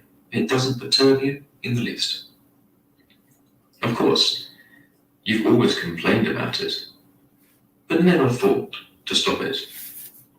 This is because it is not really your problem. You always knew that someone else would have to pay your debts, that we would have to pay them off. But one day the debts grew so big that your bank wouldn't loan you more money. Then you called for rescue, knowing that the economy would collapse without fresh infusions of cash. Unemployment rose, but you weren't the ones to pay the price. We do. The younger generation who can't find a job. We are the ones forced to sacrifice to pay off your mountain of debt. You could complete your studies secure in the knowledge that, diploma in hand, you would never want for work. We get 2 degrees and call ourselves happy if we can get a temp job afterwards. Once again, we pay for your mistakes. You believed in progress, that your wealth would continue to grow forever. We celebrate every day that we don't grow poorer. Europe's and America's economies are shutting down, and we no longer believe they will recover. For you, the crisis is the exception. For us, it is the rule. We are unemployed, poorly paid, or work 60-hour weeks. We are the victims of your debt-driven politics. For we, our generation identity. Chapter 9. On critical thinking. If you've taught us one thing, it's that we should not, and may not, believe in anything. We've learned this lesson much more thoroughly than you realize. Question, criticize, and doubt everything. So you lectured us. And when you said everything, you meant, above all, the old values of family, tradition, and country. We followed your lead, criticizing, questioning, and doubting everything. But when we say everything, we truly mean everything. Above all, we mean you. Did you really think that the generation you raised in total doubt would follow in your footsteps? Did you really believe that we would accept your critique of all values uncritically? Did you really think that we would continue your work of destruction just because you told us how? How little you know of your own children. The critical minds among us were the first to see through your smokescreen. We listened skeptically to your hollow phrases about tolerance and emancipation, and yet we didn't let your wishful thinking throw sand in our eyes. Our gaze penetrated the obscuring fog of your mental confusion and saw things as they are. We watch as your dead ideas and laughable hallucinations writhe on the ground, gasping for breath, waiting for someone to deal them the mercy blow. We're glad to assume the task and to finally bring peace to you as well. We'll carry you carefully onwards and lay you down to rest. Sleep, dear parents. Stop trying to influence politics. Stop trying to adapt reality to your false dreams. Take a rest. You've truly done enough. Do not worry. Know that the world is in good hands. We will destroy the monsters you have created. We will make your barren land bear fruit again. The society you tried to liberate by destroying it, we will rebuild. Rest. Leave the task of shaping Europe to those who know something about it. Leave it to us. Step down and make room for generation identity. Chapter 10. On ecology. You've said often and at great length that we must fight against the destruction of our planet, climate change, nuclear energy, and the destruction of the rainforest. You've given great speeches and made yourselves feel important. You've said and announced everything imaginable, but you haven't protected the environment. One must ask, why have you failed? Why were all your words and intentions useless? It is the same with everything you do. You also wanted to create a functioning multicultural society, but you couldn't, because your goal was unrealistic. And although the goal of a sustainable world is realistic, your supposed path was an imaginary one. Did you really believe that you could save the environment by chaining yourselves to trees? What do demonstrations in Europe really do for the rainforest? You never thought about the results of your actions. You just wanted to quiet your conscience and play at being rebels. A real solution for our planet would have naturally required thorough, thought-out plans and concrete strategies. But that would have been too strenuous for you. You prefer to blame politics and the economy for your manifest negligence. As you never thought of taking realistic steps, you left the protection of our planet to the most ineffectual dreamers and quacks. The Greens, the biggest pack of nuts amongst your generation, were the only ones who truly fought the battle for the Earth. They, however, discredited the fight with their own repulsive behavior, associating it with drug use and the like. Environmental protection is too important to be left to fantasists, yet you let the biggest fantasists of all hijack the debate. So it came to be that the fight for the Earth had no clear organization or structure, essentially none of the ingredients for success. Here you failed in another critical area. Have you done anything right? Watch us and learn how one really protects the environment without big demonstrations and blowing up factories. In fact, real environmental protection doesn't even stop one from showering. Resolute and earnest, we will save the planet, for we are Generation Identity. Chapter 11, on the Multicultural Society. All earthly things appear quite different to different observers. That which each observer expects and hopes for clouds and alters his perception. Our previous experiences change our view of the world, and, to speak of you, ideologies, hallucinations, and other fantasies have darkened your vision of the true nature of things. It may be that two people see the same thing entirely differently on account of their different experiences and preconceived notions. It may just as well be that two generations see the same matter entirely differently. So it is between us and you regarding your multicultural society. Decades ago, you carried the torch for multiculturalism and wanted to implement it at any cost. But what does multiculturalism mean to you? Nothing more than eating pizza and kebabs at the Turkish joint. Other than that, you have precious little to do with a multicultural society, and because you like to eat Turkish food and don't quite get what's going on, it's easy for you to damn our criticisms as prejudice. In your perception, multiculturalism is working quite fine. But your children see things a bit differently.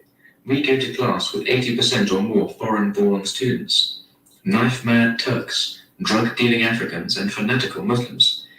Your cheap cliches are our reality.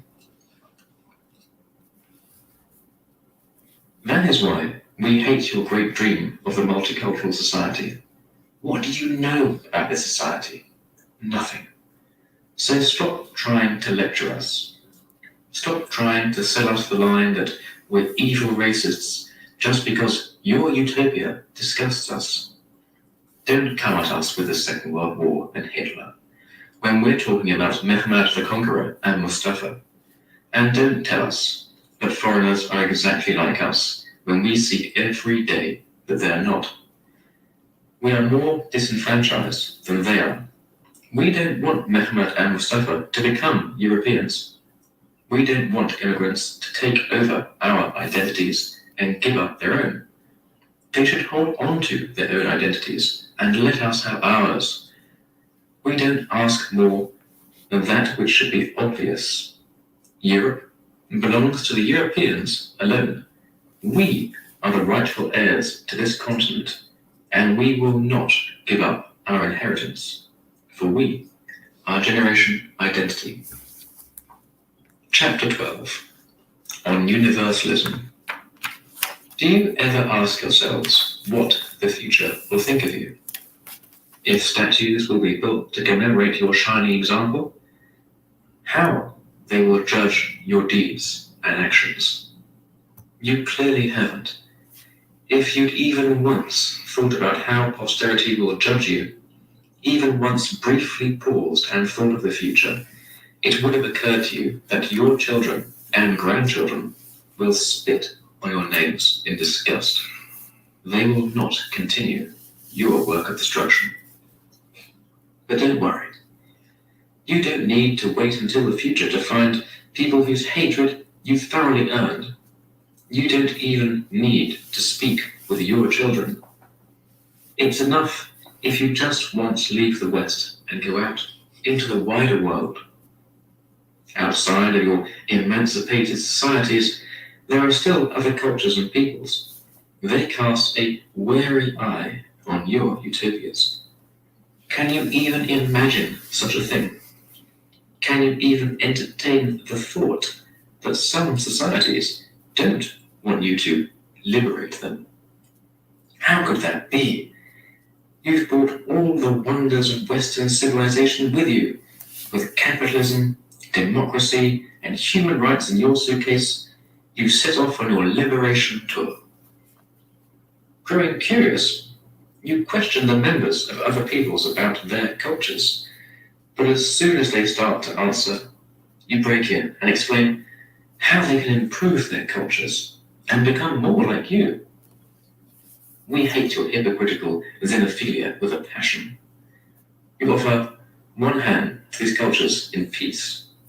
In the other, you hold the knife. And yet all the while, you still believe that you are doing good.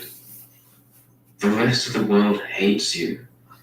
Do you have the slightest clue why? Do you have any idea why the rest of the world regards you with such hostility? Not because you exploit or dominate them militarily. This belongs to the great and eternal game of peoples in which each seeks its advantage. No, the world hates you for your hypocrisy.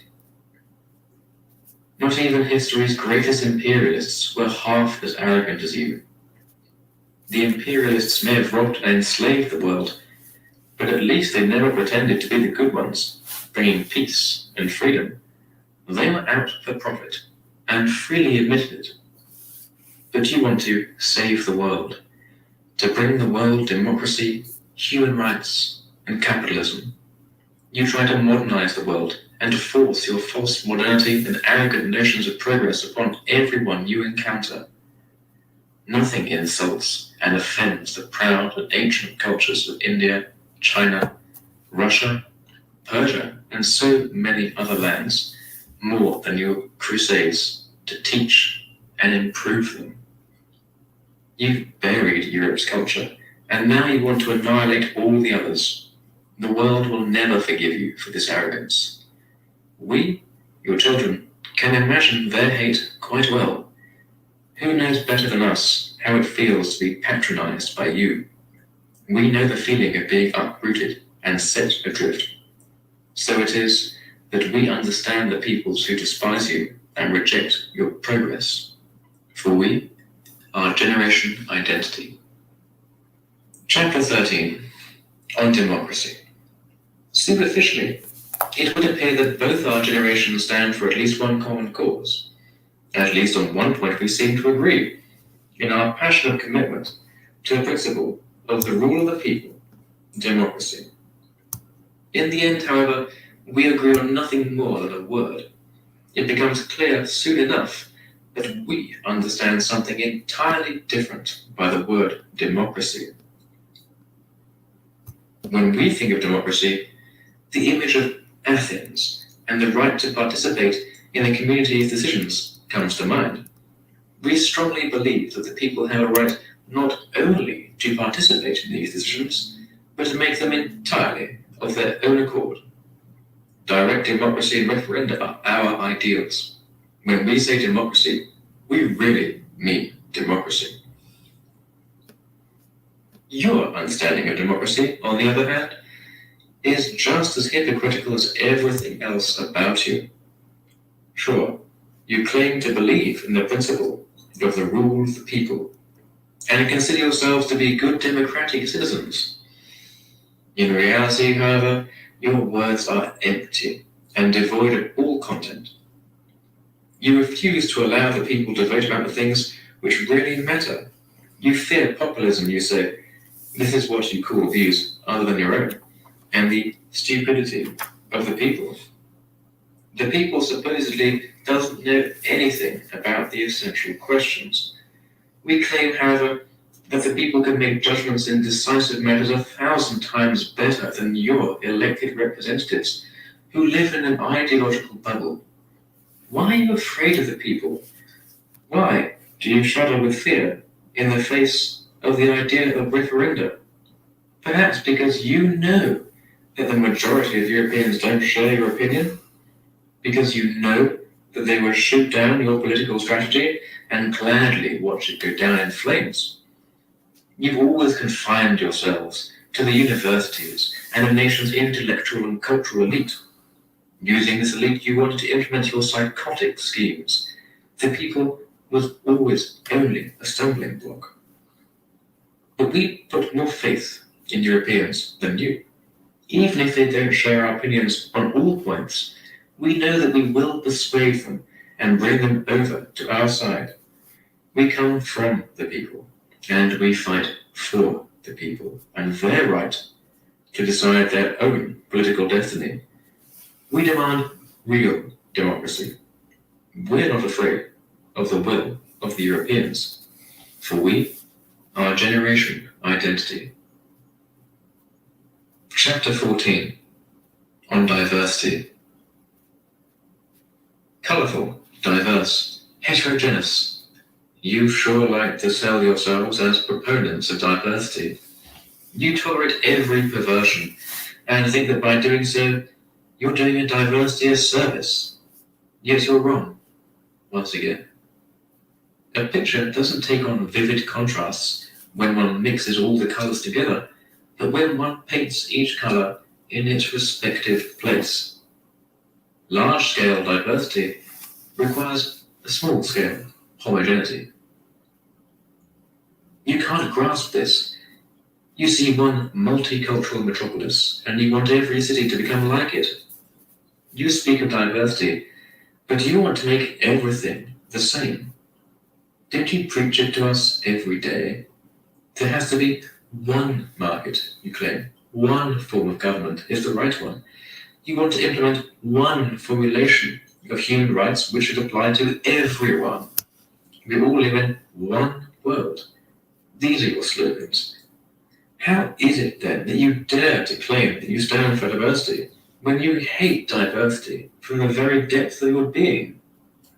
We don't want to see one and the same kind of city spread across the entire world. We want to travel to other countries and experience entirely different cultures, not further outposts of a universal globalized metropolis. We want to return home to our own culture where we feel in harmony with ourselves, not to a cookie-cutter colony of conformity to a multicultural empire. We oppose your credo of multiculturalism with the principle of ethno-pluralism. Instead of mixing and standardization, we want to preserve difference. We want different peoples, cultures, and identities, our own included. We want the world to remain a colourfully vibrant and enchanting mosaic. We don't want a drab, grey projection screen. We are the real representatives of diversity. Yes, real guerrilla warriors. For we are generation identity. Chapter 15, on National Socialism. We haven't gone easy on you in some regards. We've pitilessly criticised your failures, and yet it is clear to us why you came to make these failures in the first place. We know what first planted these sick hypotheses about a multicultural, emancipated, and degendered society in your heads. It was National Socialism. You were born after the war. You've seen the rubble from the destruction and heard the reports first hand. The horror and devastation left behind by the rule of the National Socialists left a deep mark on you. So it was that you wanted to do the opposite of the Nazis in all respects. Where there was something to which they said yes, you uncritically said no, without once thinking about the actual question. National Socialism determined your entire thinking. No one shaped your worldview more than Adolf Hitler. Nazism was racist, so you wanted to be anti-racist. Nazism was nationalistic. Naturally, you became internationalist. It was militaristic, fascistic, and imperialistic, and so you became anti-military, anti-fascist, and anti-imperialist. If Nazism promoted the belief in the traditional family, you had to damn that as well. In this way, Adolf Hitler became your greatest role model. Your efforts to reject the extremist ideology of National Socialism led you to create your own extremist ideology. Fanatically believing that you were doing the right thing, you set out to lay waste to Europe. We, however, enjoy greater intellectual freedom than you. We are the first generation after 1933 to have truly overcome National Socialism. We neither define ourselves in terms of it, nor in terms of opposing it. We reject this ideology and hostility to the freedom and the diversity of peoples, just as we reject your ideology. What does the Second World War mean for us? We've learned from its story that we Europeans shouldn't fight one another over petty disagreements. You have also taught us that we Europeans shouldn't hate ourselves for petty reasons. We don't damn and demonize. We learn. You failed to learn from the Third Reich, and have become just as extremist as the National Socialists.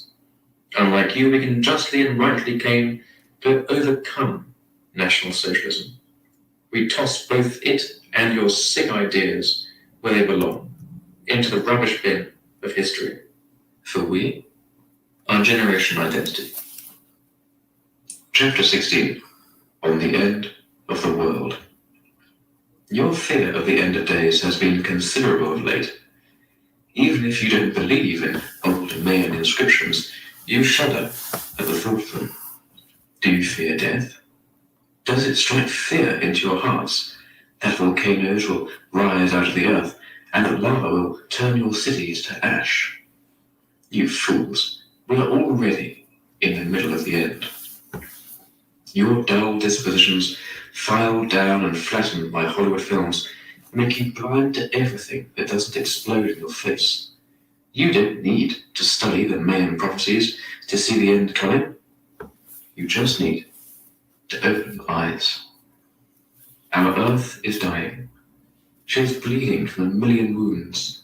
Every single day, earth movers and bulldozers transform our colourful planet, piece by piece, into a lifeless desert. Take a look at the rainforests and oceans, seek the oil rigs and petrol pumps, and you will find death. You've taken everything away, robbed everything of its worth. You have no scruples about killing the mother of us all. Yet, deep inside, you can surely guess that your sins will catch up with you, that you are too greedy and immoderate. You are enthused by films about catastrophe and destruction, because you know that one day nature will have its revenge. And this may happen simply because its bounty may not one day be there anymore. Perhaps then you will grasp that not everything is worthless, that it is sensible to think of the future, and that humanity would rather live a bit less extravagantly in order to live 1,000 times longer. Look at the images of our ruined planet and ask yourselves, was it really worth it? But don't cause yourself any worries. You won't experience the real and final consequences of your destructive rage. You'll be long gone, and it will be up to us to set out on a new path. We will depart from your path of destruction and live in harmony and respect for nature, perhaps not as richly and luxuriously as you, and yet considerably happier, for we are Generation Identity. Chapter 17. on foreign affairs. In your speeches and texts, you always announce great things and glorious deeds, but in reality you are sorely lacking in them. If you were heroes in theory, the praxis always saw you with your heads firmly planted in the sand. This is above all the case in questions of European foreign policy, where braver and heartier men were called for. You stood as loudmouths and cowards. For decades, you allowed Europe to become the willing servant of America. Becoming a servant, you always had to come when the bell was rung. Of course, you did it with a scowl, but you did it nonetheless. It never occurred to you that you might work out your own political program. This arrangement was, for you, by no means a bad setup. American armies defended Europe, attacked everyone who threatened Europe, or who the Americans claimed to be doing so. You could stand by and point accusingly at the murdering Americans, while at the same time being glad that they took the fighting off your hands. Despite your hypocritical rejection of the Americans, you still remained in an alliance with them. What they demanded in return, namely the participation of European soldiers in American crusades, seemed to you a reasonable price. So it was that the sons of Europe died in lands where they had no business being in the first place. But the times change. America is turning its focus to the Pacific theater, where it is stepping up to challenge its new competitor, China. The great battles of our time will be fought in Asia and on the wide Pacific Ocean, where these two titans come to meet. The Americans are gradually withdrawing from Europe, as their power doesn't suffice to dominate the entire world. Defend yourselves, they cry out to us as they leave. We therefore stand before a tremendous challenge, too great for you. If Europe is threatened in the future, it will need to defend itself. Can you still fight at all? Can you kill, if need be? Do you even know how to defend yourselves at all? You don't, because you'd rather lead Europe to its downfall than condescend to defend it. But we know what we have to do. We are ready to defend our continent in times of crisis. Here we stand before mighty tasks. NATO has long passed its expiration date. America won't help us in the future, and we identitarian Europeans have no interest in fighting America's battles. It's therefore up to us to find a new way. Europe needs its own army, a capable and organized fighting force whose goal is not the invasion of other countries, but the protection of European neutrality on a global scale. That which Switzerland is to Europe, Europe must become to the world, a strong and independent region that attacks no one, and that no one dares to attack. You've let yourselves be used by the USA, and in doing so, weren't any better than a common horse. Self-assured and brave, we will declare to the world, no European will die for a foreign nation, and no enemy can ever hope to conquer Europe. This is our message to the world, for we are Generation Identity. Chapter 18, on the European Union. A united Europe, that is what all Europeans need and want. Let us never again fight among one another, never again fall into the bloodlust that twice pushed our continent to the precipice of total annihilation. We all agree on this point, but as in all things, you have failed us in the unification of Europe. You didn't show the slightest foresight when you structured this continent politically, and your entire strategy remained incomplete, a half job without vision and passion. As you were lacking any plan, any will to a great political leap, business and finance took the reins of the project of building a united Europe. When business gets involved in politics, however, the result is seldom good, not in economic nor in other matters. Nonetheless, you allowed the short-term interests of a few to trump the long-term interests of all. Lobbying groups and international firms called the shots and built that which we now call the European Union. It's an organization without any democracy whatsoever. It has no unity, and its decisions are not consensual. It is the rule of lobbyism in its purest form. The construction of Europe would be easy if one only had the courage to think things through to the end. That you don't is painfully obvious. What we want to tell you, therefore, are what possibilities were open to you from the very beginning. You could have taken either of the following paths instead. You could have preserved the ability of the European nation-states to retain their sovereignty and created a European common market and a European alliance while doing without European regulations, a common currency, and a European Parliament. Briefly, you could have created a united Europe of free fatherlands. The other possibility would have been the creation of a European state, general Europe-wide elections and parties, and a truly European government, that is to say, a powerful and effective centralized state. These were your two options, each with its own advantages and disadvantages. You've managed to combine the worst of each. You've robbed the nation-states of their sovereign powers without transferring these powers to the European level.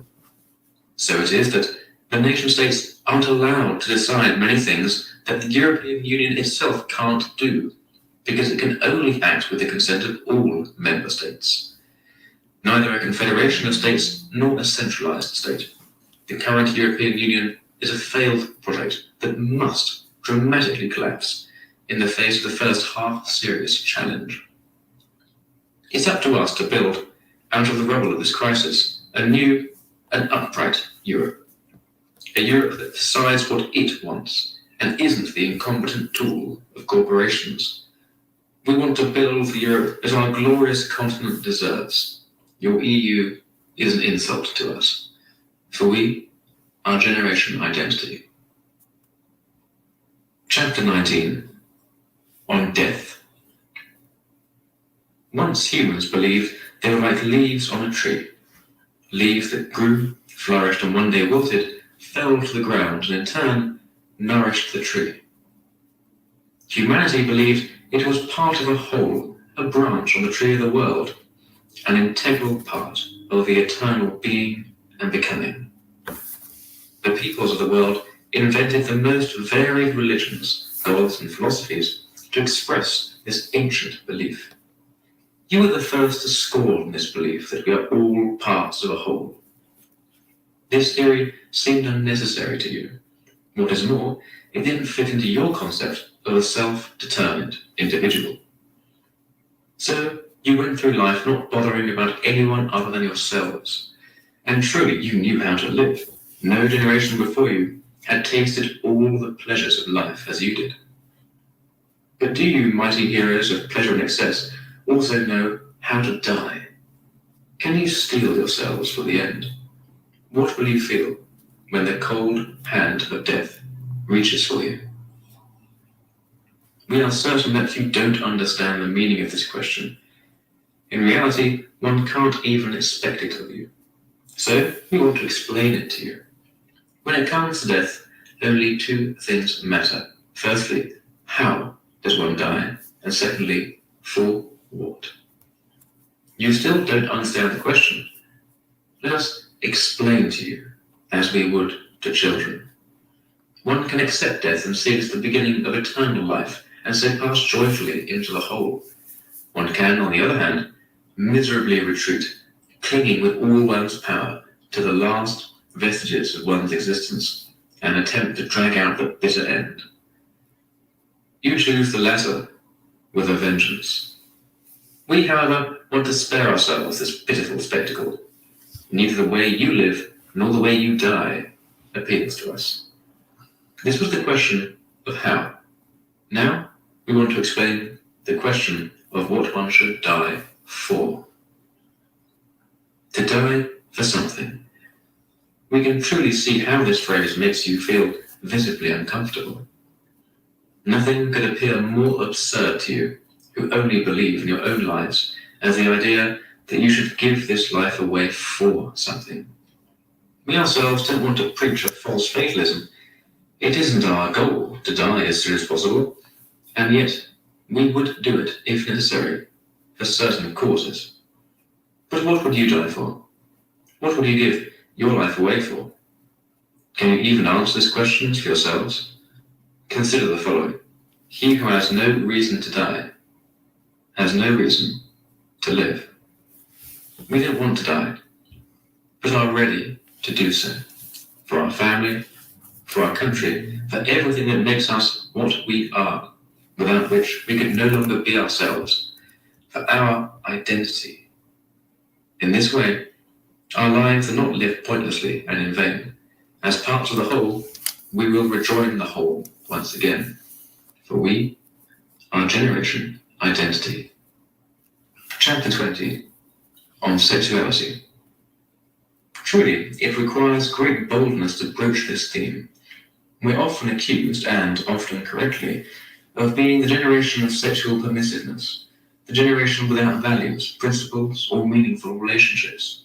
Yes, all of these accusations are justified, yet they're only one side of the coin, and in the end, whoever accuses the youth of a lack of sexual inhibitions without illuminating its causes has as little of an understanding of the youth as he does of sexuality. We reject unrestrained sexuality more than any other generation. This is because for no previous generation in history has true love played such a great role as it does for us. Of all the things that you've devalued and destroyed, you've left us love. Truly, you've never really cared about love. You've despised it and sold it short. But precisely for that reason, you've never launched a frontal assault against it. It remained alive. And it became our last place of refuge. So here we are in this world of loneliness and fleeting happiness. We long for the person who can bring us to safety. It is our highest goal and our greatest happiness to find true love. Yet we are sexually promiscuous, drink hard, and settle for second best. No one suffers more from this than we ourselves. Two powerful drives rage within us, the longing for true love on the one hand, and a wild animal desire on the other. Only a few happy ones among us succeed in fusing these two fundamental forces together. The great majority, however, find themselves in a relentless and pitiless combat with themselves. You fired the first shot in this war. The consequences of your sexual liberation have us in a stranglehold. It is impossible to go out for even a day into the world without being greeted by half-naked men and women. All films, advertising, and magazines consciously manipulate sexual desire. So it is that desire grows, often in opposition to our love. When it's over and the wild, alcohol-soaked night is behind us, we regret what we've done. Often, we feel sad because of it. This inner struggle, which each of us must win for himself, is also part of our identity. Yet we declare resolutely we want to win it. A long road may lie before us, but in the end, the love within us will triumph over the animalistic desire. For we are Generation Identity. Chapter 21, on racism. You've got cause to rejoice, as we now come to the word you like to say the most, and about the people you hate the most, about racism and racists who spread their racist ideology in the most racist of ways. You don't quite want to specify exactly what this racism is supposed to be, and why would you? If there was a clear definition, you couldn't accuse everyone you don't like of racism. In the past, there were people who identified themselves as racists and called for the classification of humanity according to genetic characteristics such as the shape of noses and eye cover. Today, however, no one speaks of such things, the only exception being you. No one thinks about race anymore, but you continue to hunt for racists as if possessed, since you claim to find hidden racism everywhere. We all reject racism. No one, neither you nor us, desire that people should be discriminated against or oppressed because of their genetic heritage. We limit ourselves to rejecting racism as such. But you want to designate all of your political opponents, including us, as racists. Our clear affirmation of European identity, culture, and tradition, our will to keep Europe alive, and our resolve not to be the last European generation are all thorns in your side. You seek to avenge yourselves by interpreting our affirmation of life and of Europe as racism. But is everyone who believes that there are different peoples, cultures, and identities, and that this is good, really a racist? We won't let this label stick on us. If you smear every affirmation of one's own identity with accusations of racism, then everyone is a racist, always was a racist, and always will be a racist. Even you are no exception to this rule. Yes, we could even accuse you of racism. Only in this way could one explain your pathological hatred of Europe. We, however, are no racists, nor are we as preoccupied with race and racism as you are. We make our own choices and go on our own ways without paying any attention to your baseless accusations. For we, our generation, identity. Chapter 22. On the New Year. Soon, fireworks will paint the heavens with fountains of radiant light across the world. Tracing their fiery paths across the night sky, they greet the New Year with a bang. The New Year will be celebrated all over the world, and in many places. There is good reason to do so. The Chinese and the Indians are celebrating the births of their new, powerful economies. The New Year is yet another that will bring them closer to the golden future which these great civilizations have rightly earned. The Americans celebrate their world power and hope to hold on to it for a long time to come. The Africans celebrate their future, for in their view, the New Year can only be better than the last. The Middle East celebrates its hard-won victories and revolutions and hopes for further victories in honor and praise of its God. But what should Europeans celebrate?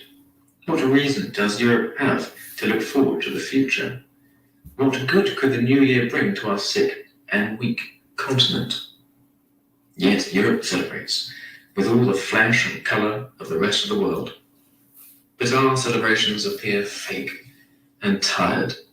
They resemble the birthday parties of an old man who is simply happy to have lived another year, but who has no more plans for the future. Europe is sick, poisoned by you and your ideologies. Its vital functions are shutting down.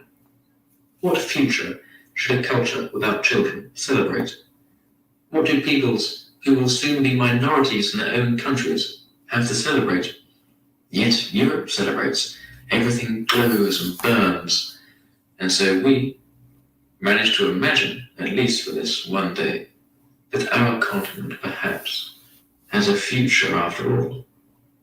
Did the ancient Romans also celebrate the New Year? They did indeed. In the last days of the empire, as no real government remained, the Germans were pouring in and the power of the state existed only on paper.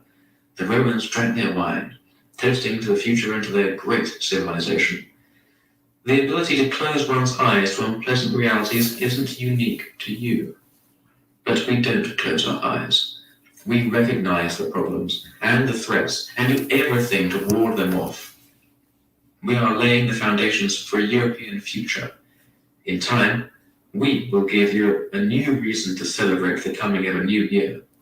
If there is any cause to celebrate the new year and smile upon the future, it is us. For we, our generation, identity. Chapter 23. On the decline and fall of the Roman Empire. As the Visigoths crossed the Danube in 376 and penetrated the borders of the Eastern Roman Empire, Emperor Valens was facing a fateful decision. His generals pleaded with him to gather the army and force back the Goths. His political advisers, however, feared a long and bitter war In their view, the Visigoths were only defenseless refugees, displaced by the Huns. They convinced Valens that he must show compassion and assign the Goths land in the Roman Empire. The empire had far too few soldiers, so it might be quite clever to win the Visigoths as allies. What was wrong with taking them in? In 50 years, so they thought, the Visigoths would be civilized Roman citizens like all the rest. Only their unusually pale skin and blonde hair would remain as reminders that they came from outside. So they gave the Visigoths land. Some years went by, and the Romans congratulated themselves on their brilliant solution to the problem. They drank their wine and let the Visigoths fight for them. Yet the Visigoths did not by any means integrate themselves into Roman society, but became a state within the state. Over the course of the following years, ever more Germanic peoples crossed the Danube and joined the Visigoths. The power of the tribe became so mighty that it no longer followed the emperor's orders. When Emperor Valens recognized that the Visigoths had grown out of his control, he sent his army to subdue them, but there were already far too many of them. The Romans underestimated the power of the Visigoths and were defeated. Thereafter, fleeing from the Huns, the tribe murdered and pillaged its way through the whole empire. In 410, they sacked Rome and finally settled in Gaul. The Huns were now a Western Roman problem. After having recovered their strength and won a victory over the Goths, the Romans once again faced the question, should we continue the attack and drive them back to Germania, or ally ourselves with them? Fearing a long war, the Roman politicians sent the Goths enormous quantities of gold to win them as allies against the Huns. When the Hunnic Empire finally collapsed after Attila's death, the Roman treasury was bare. The countryside had been ravaged or occupied by the Visigoths and other Germanic tribes. Money for new soldiers was lacking, and although the external threat from the Huns had been eliminated, the empire was still doomed to fall. Vandals, Alemanni, and Visigoths were firmly established within the empire and could no longer be removed. The Romans sent them gold to purchase peace, but at some point their reserves ran out. Then the Germanic tribes finally declared independence from Rome and laid in waste to the rest of the Western Empire. In 476, the last emperor of Rome was dethroned. The fall of the Roman Empire is similar to the process now underway in Europe. Will we, one day, speak of the decline and fall of the West? Devastated and weakened by the Second World War, allegedly clever European politicians sought help from outside. The borders were open to millions of Muslims, intended to breathe new life into a Europe with a declining birth rate and allow Europe to compete economically with the USA and the Soviet Union, and later with the rising powers such as China and India. The Muslims, however, didn't integrate themselves, but formed parallel societies. They had significantly more children than Europeans. Their numbers grew without pause through the new births and continued immigration. The politicians sought to keep them quiet with payoffs from the welfare state, but in the course of an overwhelming economic crisis, their savings gave out. Europe had to start making cuts, and so unrest began among the immigrants, first in 2005 in Paris, then in 2011, starting in London and spreading across England. The number of Muslims continued to grow, and at a certain point, they began to dominate the state and civil society. When the Europeans finally attempted to rise up against them, their rebellion was suppressed. The Europeans, having grown old and weak, had nothing with which they could oppose the young and strong Muslims. Western civilization dissolved, and new Muslim empires emerged on its former territory. We can still prevent this future. We can still bring about change of events, yet we can only do this if we honestly and pitilessly admit to ourselves what sort of situation we are actually in. We have the courage to do this. With the example of the Romans before us, we know that we will need to fight for our identity. Europe's fate is not yet sealed, and we ourselves will write our history, for we are Generation Identity. Chapter 24 on Islam. No power in this world presents more of an obstacle to your emancipated global village than Islam. The East turned against you with all of its power and strength and challenged the West. The Muslims oppose your fanatical and heedless ideology with an equally fanatical religion, the political Islam. You thought that by bringing your message to the East and the Muslim world, you would be greeted as the bearers of good tidings. You thought you would bring the Muslims to Europe in order to enlighten and educate them. You were convinced that the Muslims would modernize and reform their religion, yet they did the exact opposite. The more righteously you spread the gospel of democracy and human rights, the stronger the resistance against you grew. The more Muslims got to know your liberated society, the more they rejected it. They didn't reform Islam, they radicalized it. Today, millions of Muslims live in Europe and laugh at your ideology with contempt. You still hope to be able to win them over. You call this integration. It is time to recognize one thing. The proud Muslims of the East will never accept your beliefs and theories. That would mean they would have to give up their identities, and they are far from doing so. In fact, the situation is quite the opposite. For some time now, the most radical of the Muslims, also known as the Salafists, have been on an aggressive counteroffensive. They are proselytizing in the heart of Europe. Among the uprooted and disorientated Europeans, there are a few who apparently find Islam an anchor in the storm. So it is that these two fanatical ideologies square off in combat, political Islam versus the ideology of the 68ers. They mutually accuse one another of being the embodiment of absolute evil. We, the identitarian generation, stand in the crossfire of this battle. We don't commit the error of many conservatives who declare Islam to be their absolute enemy. We don't believe that one should try and convert Muslims to so-called Western values. Quite the opposite. We neither want to disturb the identity of Muslims, nor do we want to launch crusades against the East as you did. We condemn neither Muslims nor Islam. Here we are 1,000 times more tolerant than you ever were. We neither hate nor demonize. We don't claim to have found the absolute truth, but recognize the unique and legitimate truths of each and every culture. Yet in some matters, we brook no argument. The presence of millions of Muslims in Europe represents a continuing threat to the peace of our continent. Not because the Muslims are the embodiment of pure evil, but because your multicultural society doesn't work. The question of Islam is one of the great questions of our time. We will answer it and succeed where you have always failed. We will find a solution. For we are Generation Identity. Chapter 25 on Body and Mind. For centuries, all philosophies and religions taught the unity of body and mind. He who seeks to scale intellectual peaks must also keep his body healthy and pure, so the teaching went. Yet you have abolished this unity.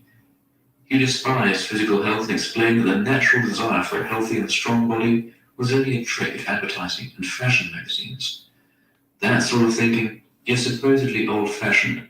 Everyone should be satisfied with how he is. With these pretty words, you corrupted us, your children. Thrown into a world of excess, our generation has lost sight of what it means to fight. You yourselves didn't consider it necessary for us to be brought up to be hard, nor to be hard with ourselves. As a consequence, we have become soft and weak. Many of us are already overweight and lazy as children. Yet instead of helping these children, playing sports with them, and showing them the beauty of physical fitness, you made them believe that poisoning their own bodies was all right. You even handed them the poison in a silver spoon. In the sincere belief that you were doing something good for your children, you brought them the greatest misery. Just like a dog that isn't allowed to run, or an eagle that is kept from flying, a human who doesn't use his body can never be satisfied. Many of us have recognized that neglecting the body in sports have made us sick, and that fatty food, sugary snacks, and non-stop television leaves us unhealthy. In our resolve to overcome your absurd ideas, we reconstructed the unity of body and mind. As we search for our identity, we want to become hard again. We don't want to be soft and posh anymore. We want to be strong and happy. We want to experience the world through sweat and ravenous gulps of fresh air, not to have it presented to us on the sofa. We dive into ice-cold rivers, climb the highest mountains, and run until our strength gives out. For we are Generation Identity. Chapter 26. On freedom. Freedom is the greatest good in European thought. We fought wars, ignited revolutions, and toppled kings and dictators for freedom. We were executed for freedom and spilled our blood in her name. She intoxicated us and gave us the courage to perform great deeds, for freedom is our most passionate love. No other held us under such a spell. But you had abused her. You disgraced her name and painted your work of destruction as her will. You truly believed you stood for freedom, yet you knew nothing of her. What can we free ourselves from, was your question, so you turned against everything that tried to influence you and destroyed it. You smashed family, culture, country, traditions, the sexes, and 1,000 other things. You cut all your ties with them in order to be free, and now you are. Yet it is impossible for you to grasp that we, your children, intentionally turn towards the ties that you cut. We have recognized that your question was wrong from the very start. Free from what, you asked? Your answer was, free from everything, and so you stood alone at the end. But we ask, free for what? And our answer is, free to find our way back to ourselves. In the first instance, we ask ourselves, what do we want to do? What do we believe in? What do we fight for? Only when we have defined our goals can we recognize what holds us back and what we need to free ourselves from. So, we came to a decision. We want our identity back. We want everything back that you destroyed. But you, your ideas, your accusations and criticism, stand between us and our identity. You've poisoned Europe, made it a cripple, and robbed it of its will to live. Yet we will bring Europe back to health. We will bring Europe freedom, real freedom. Freedom from you. For we are Generation Identity. Chapter 27. On Ethno-Pluralism. Since the dawn of history, humankind has been composed of innumerable cultures, peoples, and tribes. Each has developed its own way of life and an entirely unique way of seeing the world. The Native Americans strive for oneness with nature. The Japanese hold honor for their highest value. The drive towards freedom marks Europeans. Who would want to force all of these peoples and cultural milieus into one melting pot? Who would deny that they differ fundamentally and that these differences are good? Preserving cultural diversity and ensuring the most peaceful possible coexistence has always been our generation's great task. Deep in our hearts burns the desire to leave the era of hatred behind us. We want to visit other lands and peoples, get to know and love their unique characteristics, and avoid conflicts through better insight into the perspectives of other cultures. Yet, unlike you, we are no otherworldly fantasists about this. Peace among the peoples of the world is too important to be built on purely wishful thinking. He who believes he can unite all cultures and multicultural societies doesn't do a service to peace, but lays the foundation for a future of war and hate. Just as every person requires his own private place, every culture requires its own space in which to develop and structure everyday life according to its own manner. He who drives all cultures and peoples together into one territory will cause the bloodiest wars in the long term. Only by understanding this can the murderous Balkan Wars or the endless wars in the Middle East be explained. Opposites placed in close proximity to one another always lead to conflict. This rule also applies to Europe and the mass immigration of Muslims. History will show us, once again, that it would have been much more peaceful to send the immigrants home than to let them stay, and in so doing so, setting the stage for perpetual conflict. But you've never understood the essence of identity and culture. You've never grasped that humans need space in order to live out their identities, that they absolutely want and require such a space, and will make it for themselves if given no other choice. This is why the desires of countless peoples for their own territories has been causing tensions and clashes in Europe, and will one day, again, lead to bitter conflicts. You will bear the guilt for these conflicts, not the combatants. We, however, have understood the essence of identity and culture, and act in accordance with this understanding. Our politics won't be determined by illusions, but by the hard facts of reality. We respectfully acknowledge the longing for identity and every culture's right to its own space. For we, our generation identity. Chapter 28, on responsibility. Just as a doctor has a responsibility to his patients, a teacher to his students, a parent to his or her children, so we, generation identity, also have a responsibility to history. That is to say, to those who come after us. He who possesses or strives for power must always be held accountable for the responsible use of this power. You wanted to escape this responsibility. You felt yourselves constrained. So you threw responsibility overboard, and with it all foresight, in order to experiment with you and the future of your children. To whom do you truly owe answers? You don't believe in God, your children don't figure into your calculations, and you don't care about Europe. Yet you couldn't escape your historical responsibility. Consider the following. History is a merciless judge. It will damn you for being those who drove Europe to the brink of total annihilation. It will remember that only the foresight and determination of your children tore Europe away from the abyss. We, the identitarian generation, demand a future for Europe, and we will give Europe a future.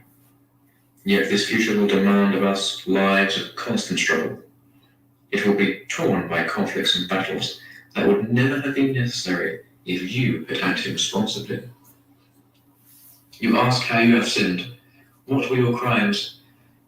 You've inflicted countless and terrible wounds on our planet, wounds that we will need to bandage and heal with the greatest care.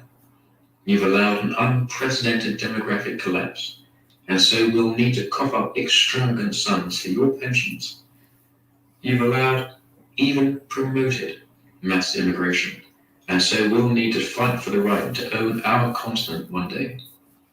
This is a thread from which the battles and conflicts of the future are woven. This is the burden that you've passed down to us, your children. We can only hope that this burden doesn't grow any bigger. We are aware of our responsibility to history. We want to pass Europe on to our own children in a better state than we found it in. We want them to be able to live freely, without the worries that we have to bear. To achieve this goal, we will relieve you of all your duties and all your power. Your politics is a dagger in our hearts because it harms Europe. For this reason, we strive for political and spiritual authority. We pursue politics of the grand style, but unlike you, we aren't afraid of assuming responsibility. We will take on both power and responsibility for the greater good of Europe. For we, our generation identity. Chapter 29, on the globalized world. We are truly living in a world that moves quickly, a world in which scientific discoveries multiply at breakneck pace, One technological revolution follows the next, and the world economy transforms itself beyond all recognition. What once lasted years and decades now takes place in days or hours. We are entering a new era, an era of greater proximity and contact throughout the world, an era in which the great cultures clash with greater force than ever before in history. Peoples who once knew nothing of one another now encounter one another on a daily basis. This is not always a good thing, for globalization is a double-edged sword. It offers us previously unknown possibilities and opportunities, but even if controlled and properly managed, it still conceals previously unknown dangers. Throughout most of human history, each culture lived in its own sphere without having much contact with the others. In our more recent history, the cultures of the world lived under Western dominion. That era, however, is drawing to a close. A plurality of cultures, each a worthy counterpart of the other, have stepped onto the world stage. Many of them possess powerful armies, powerful economies, and some of them have enough nuclear weapons to bring about a man-made apocalypse. We must all be cautious in this new era. We can't afford to try to force our vision of the world on others out of vanity anymore. The age clearly calls for consideration and respect for the identities of other cultures and religions. Above all, the West has a few lessons to learn in this regard. But with the end of your power, Europe will also adapt. It will lay aside its arrogance and integrate itself into a new global society, this time without prescriptions for how the rest of the world ought to live. This is our foreign policy. In contrast to you, we've acknowledged the necessity for having consideration and respect for other cultures on their own terms, not the homogenization of multiculturalism. Similarly, we've acknowledged the necessity for clear borders and geographic separation in the interests of world peace. Therefore, we affirm the following. China, live as you please, whether it is a dictatorship, a democracy, or a completely different form of government. It's not up to us to judge you. We will respect your noble culture in any case. Muslims, live as you please. Introduce Sharia, or perhaps not. You have the right to do whatever you consider to be right for your countries and in your culture. The time of liberation wars has passed. Let us be friends in the future. To the Africans, the time in which we have robbed you of an independent voice must finally come to an end. We won't offer you any more hypocritical aid. We won't try any longer to build your states according to our models. We will depart and let Africa be Africa.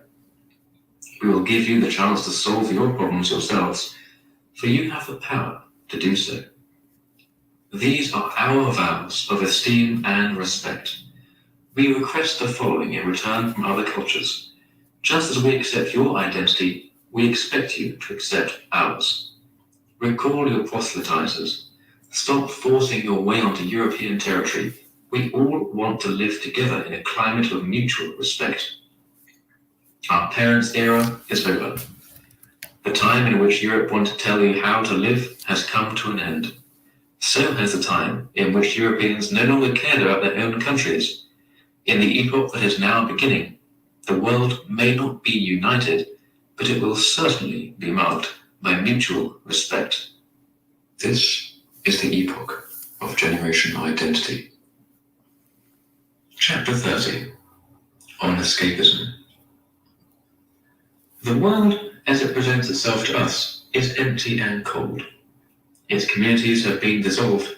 What remains are individuals rushing madly to and fro in the service of the global economy. It may not be surprising, therefore, that many of us escape into another, much more pleasant world, that of computer and video games. There one finds that which no longer exists in the real world, a community to belong to, solidarity, great heroic deeds, authentic chivalry, and true love.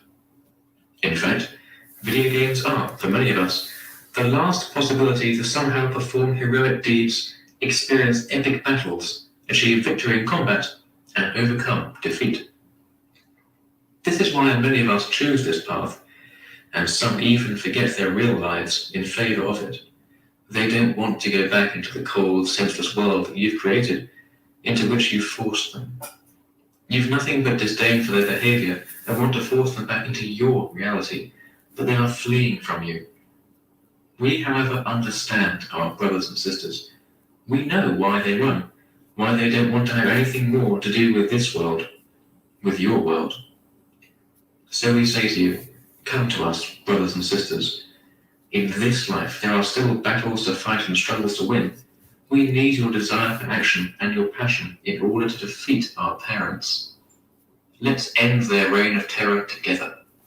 Let's join each other in entering into a new era. Let's build a new world together. A world in which no one needs to run anymore.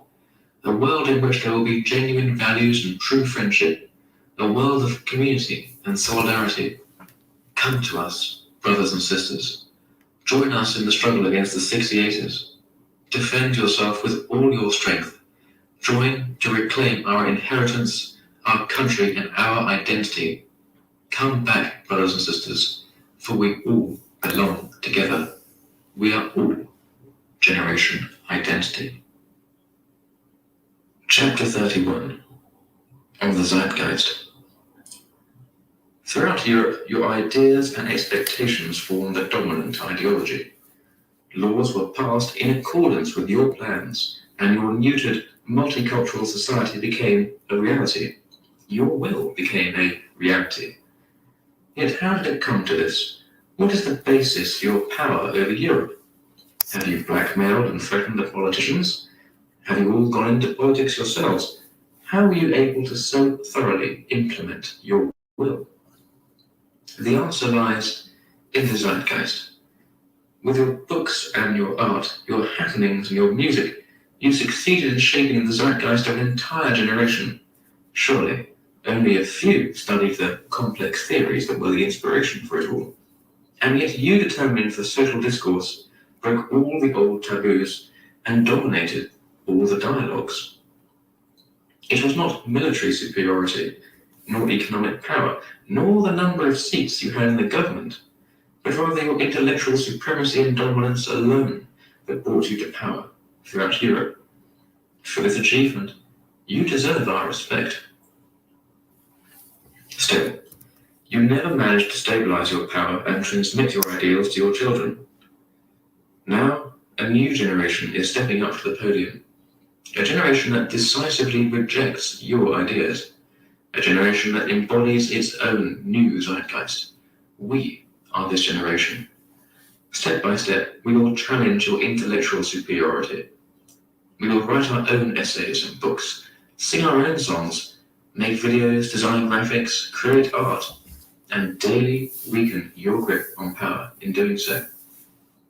There will come a day on which it is entirely natural for a student to be an identitarian, just as it was to be a leftist in 68 and a rightist in 33. The battle with you will be difficult. You have powerful weapons at your command, TV broadcasters, newspapers, and political parties. In truth, your arsenal in this war appears to be limitless. But in the end, we will take you down. Our will and our resolve will be to put to many a difficult test, yet they will never yield. This is a battle for nothing less than our very selves, for Europe, our culture, and our identity. We have thrown down the gauntlet, for we are Generation Identity. Chapter 32. On the longing for identity. Every human possesses not just one, but countless diverse identities. Every one of us is a man or a woman, belongs to a nation, has a hometown, and is part of a religious community, or the community of the non-religious. We possess countless identities, and only these make us who we are, yet you have declared war against them. Identities are formed within a context of contrasts and boundaries. If there were no women, masculine identity would play no role for men. If Europe was alone in the world, the European identity would be meaningless. He who says Europe must also save Asia and Africa in order to define its boundaries. Every identity requires external boundaries. A young female solicitor will feel herself feminine among men, a lawyer among craftsmen, and young among older solicitors. Identity requires distance. The inside requires an outside. The self needs an other. You have certainly acknowledged these laws. You blame them for all the conflicts in the world. This is why you launched your crusade against all identities. You still carry it on today with pitiless thoroughness. You attacked the sexes with your neutered newspeak. You gave dolls to boys and robbed women of the enjoyment of their femininity. You attacked religion by devaluing it and declaring it superfluous. You attacked the world of cultures and nations by creating multicultural societies. You attacked the notion of hometowns by trying to make all cities the same. Homogenization and standardization are truly the most powerful weapons in your struggle against identity. For decades, you attacked all identities and tried to artificially overcome all your own contradictions. You fought this war savagely, with all means, and yet you have lost. Your struggle against identity was in vain from the very beginning. The desire for one's own homeland, demarcated by borders, is stronger than everything else. The will to identity is the greater power, one that not even you can fetter. No matter how many dolls you dangle before the boys, they will always reach for the wooden swords. No matter how many laws and regulations you push through, there will always be male and female professions. The contrasts between cultures are nowhere more clearly visible than in your multicultural societies. You can't defeat the will to identity. Your campaign may have twisted and confused European identity, but it could never wipe it out. Your war leads to conflicts between the various types of identity, and yet their existence is just more evidence that you will never overcome identity. Identity counts, today as in 1,000 years. We've given up fighting your senseless battles. We acknowledge that the wish for boundaries and the pursuit of identity are primal drives that will always be with us. We won't waste any time fighting them, quite the opposite, as we hold them as being not only good, but necessary. The will to identity is stronger than your artificial ideology. This is yet another reason that we will defeat you in the end. For we are Generation Identity. Chapter 33, on compulsory military service. You were delayed only at one point during your march through the institutions. There was one organization that you didn't bring under your control, the military. Your character or psychology made you incapable or unwilling to join the military and to do there what you did in the universities, since you prefer the world of books to that of physical exertion and austerity. Consequently, the military remains one of the last identitarian island strongholds in your sea of leftist institutions. Because you couldn't take over the military, you began to defame it. You dragged its name through the mud. Soldiers can only be led with discipline, obedience, and camaraderie. An anti-authoritarian army is unthinkable. Therefore, every military organization is the natural enemy of your ideology. So it came to pass that the young men you raised up to be feminine and question authority landed in the barracks of the European armies, where they made up in months of training what your society had neglected for years. The armies drilled the youth and accomplished an indispensable educational mission in doing so. If there is still any masculinity, honor, and camaraderie today, the credit is due above all to the hard training that men received in the barracks. This training was a thorn in your side, so you attacked compulsory military service and tried to abolish it, not for military reasons, but because obedience and drills didn't fit into your worldview. When the Soviet Union finally imploded, you immediately set yourselves to a task of eliminating the draft. It was never about reforming the military. It was always intended to serve your ideological goals. By abolishing the draft in many countries and attempting to do so in countless more, you've done incalculable damage to our societies.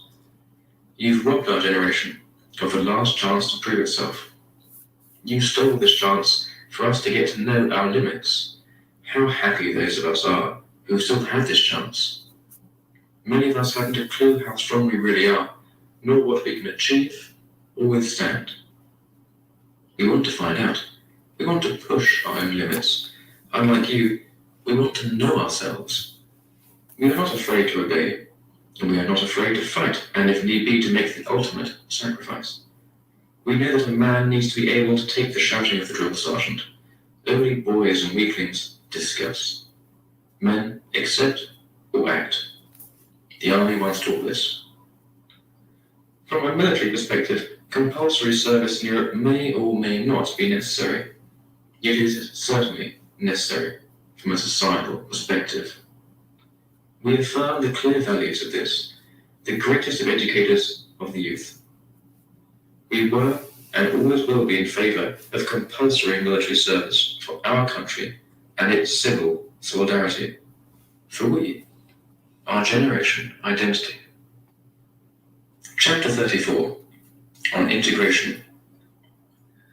One day, you recognized that your multicultural society faced rejection among the peoples of Europe, that Europeans didn't want it.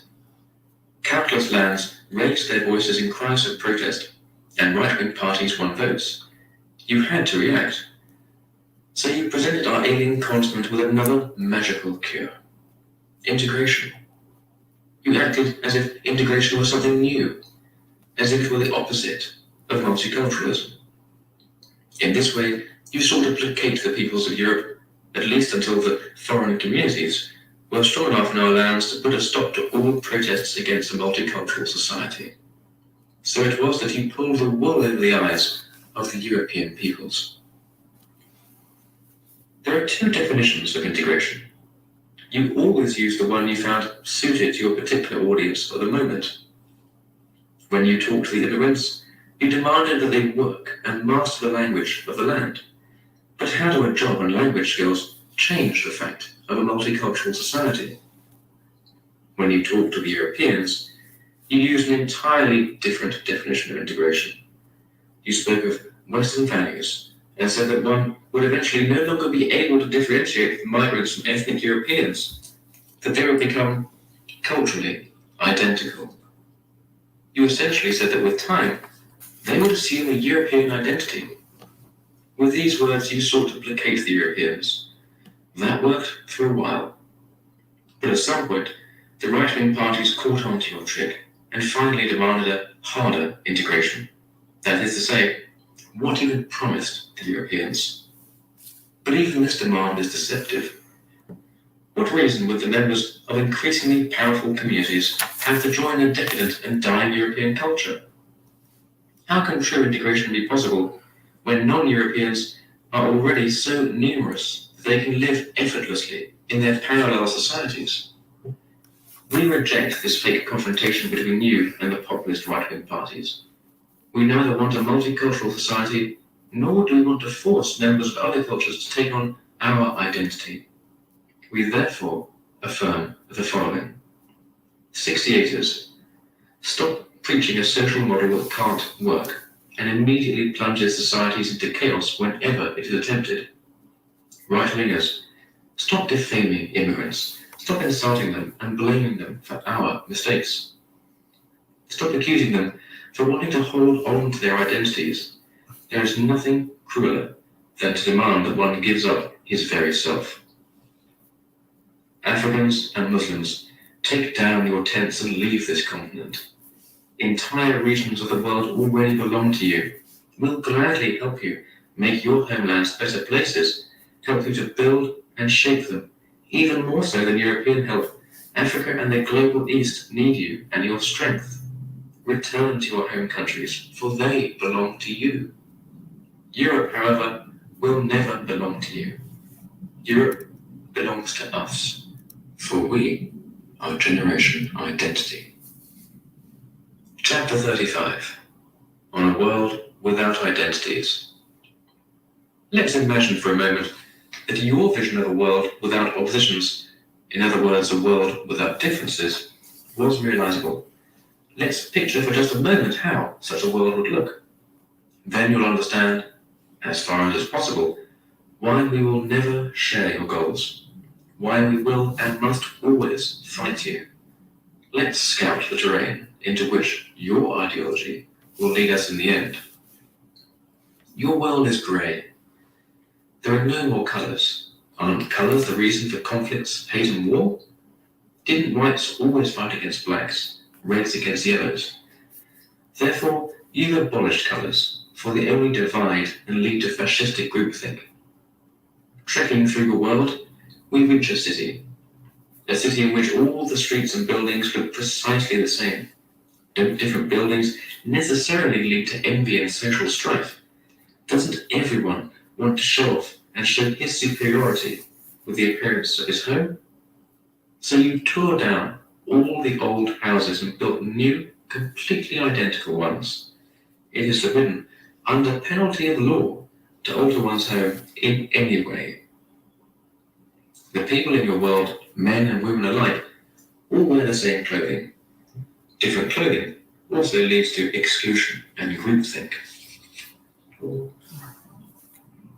We enter one of your many education factories. Here, infants taken from their parents shortly after birth are raised by highly trained and qualified experts. You've recognized that many people are disadvantaged by their family backgrounds. To give everyone the same chances in life, you've finally abolished the outmoded institution of the family. The children are taught some things in school, but they don't receive grades, because grades differentiate the better from the less capable students. No one is forced to pay attention in class, and those who do are regularly punished, because they make their peers look inferior. We leave the factory and head towards the city centre. Where once a cathedral stood, today there's only a massive crater in the ground. Since you recognized that religions were the cause of countless wars, you burnt all churches, shrines, mosques, temples and monasteries to the ground. These establishments harboured differences. We talk to a passerby, but he can't understand us. He cannot even speak. You've recognized that all forms of language divide the world, and is not that the first step to mass murder and war? So we wander through your ever so peaceful world, a world in which there are no more wars, no more conflicts and no more struggles. To what end would one still fight wars here? How could a conflict of any kind arise in such a place? What would one fight for in this world of yours, when there's nothing worth the effort? Your dream is our nightmare, for we are Generation Identity. Chapter 36. On the conflict in the Middle East. Yes, we also want to discuss this most explosive of issues, for nowhere does the unrealistic character of your ideology and the failure of your politics become more clear than when it concerns Israel and Palestine. Here, your complete helplessness in the face of the brutal struggles of the real world is on display. In the deserts of the Holy Land, the ancient traditions of two peoples collide, and they both fight for their highest values, the holy sites of their national, cultural, and religious identities. You've never understood this conflict. You've always organized ceasefire talks, peace processes, and meetings of all sorts, but you were disappointed again and again. The failure of all your efforts was completely predictable, at least for those who understood the causes of the conflict. This conflict is neither of an economic nor political nature. It is entirely cultural. This struggle isn't about money or resources, but symbols, and holy places.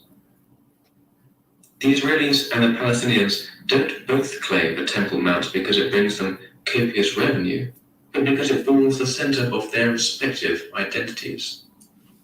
Neither side can or ever will give up the Temple Mount or drop their claim to it, for it symbolizes what they consider to be their holy lands. There is no solution and no peace in this war, and that you still believe in peace after more than 60 years of war only shows how incorrigible you are.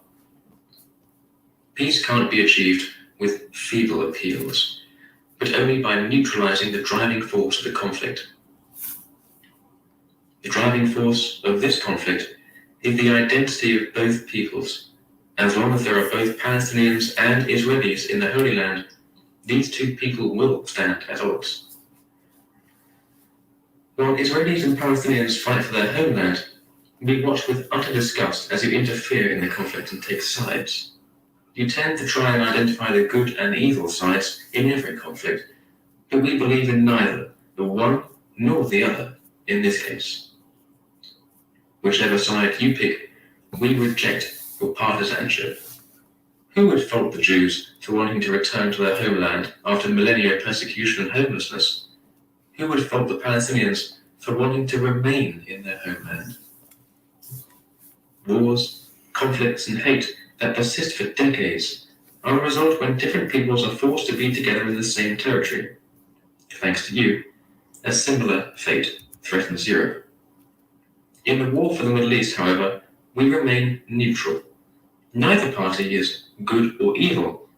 We understand this and hope that Europe is spared similar conflicts. We struggle for peace, for we, our generation, identity. Chapter 37, on art. As everyone knows, there is no accounting for taste, and every attempt at defining a definitive aesthetic standard is inherently impossible.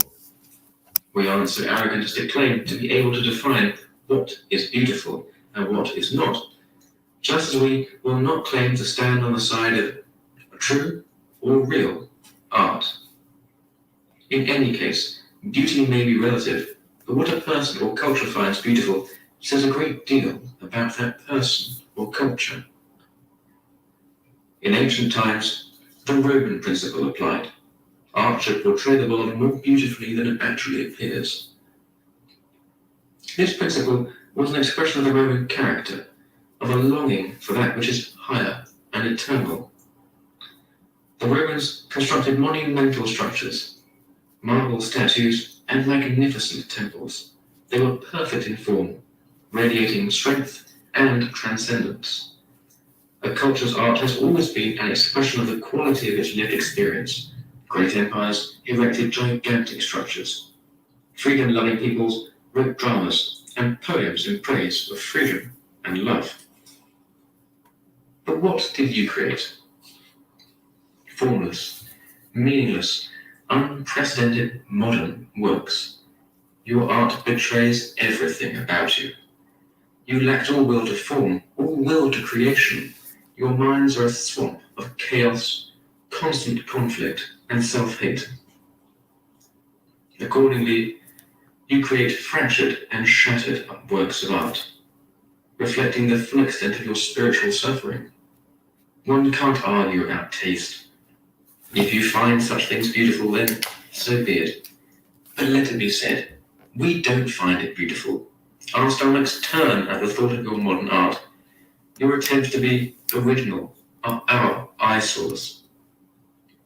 Kindly spare us the visits to your galleries and never force us to look at the likes of them again. Even if there were no political reasons to remove you from power, your artwork would be quite enough. We love a different kind of art, the sort that stands in unity with the natural world, the sort that radiates pride and glory, that represents something real and in which we can find meaning, not chaos, but order, not a monotonous mixture, but the glimmering purity of all the colours. That is what we find beautiful, for we, our generation, identity. Chapter 38, Aurea Aetas, the Golden Era. Whoever is genuinely familiar with the Maya prophecies knows that they predicted the 21st of September 2012 would mark not the end of the world, but the beginning of a new era.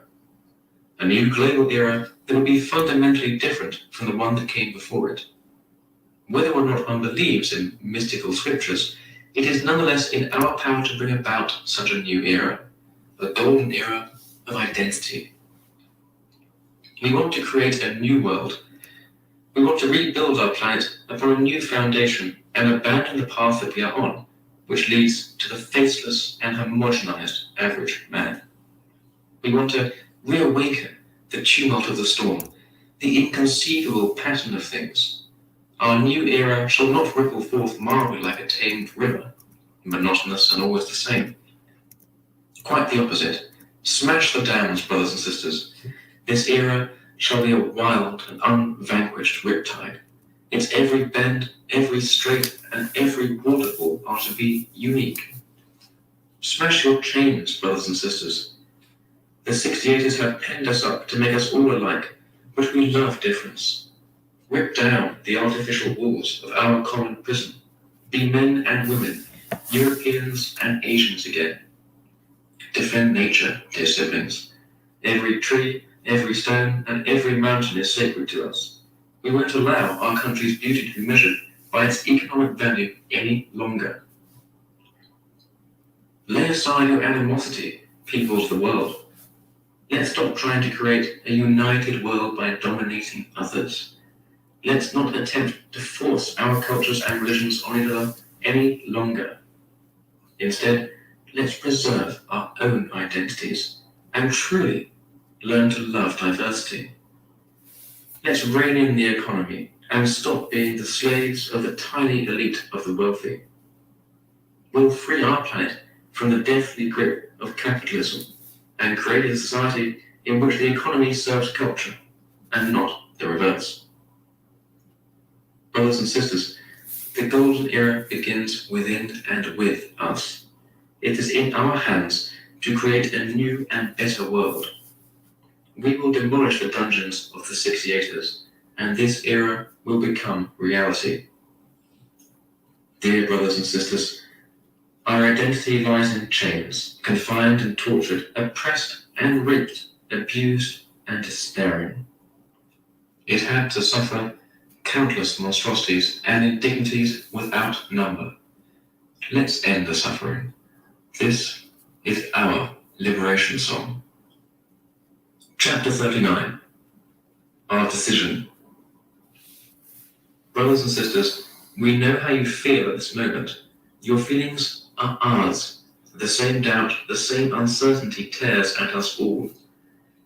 History has put before us the greatest imaginable test. We grew up upon a continent that has long forgotten itself. We were raised by parents who were determined to destroy our countries while being surrounded by vital and strong foreign peoples who are striving for the riches of an enfeebled Europe. This is our fate, a fate we cannot escape.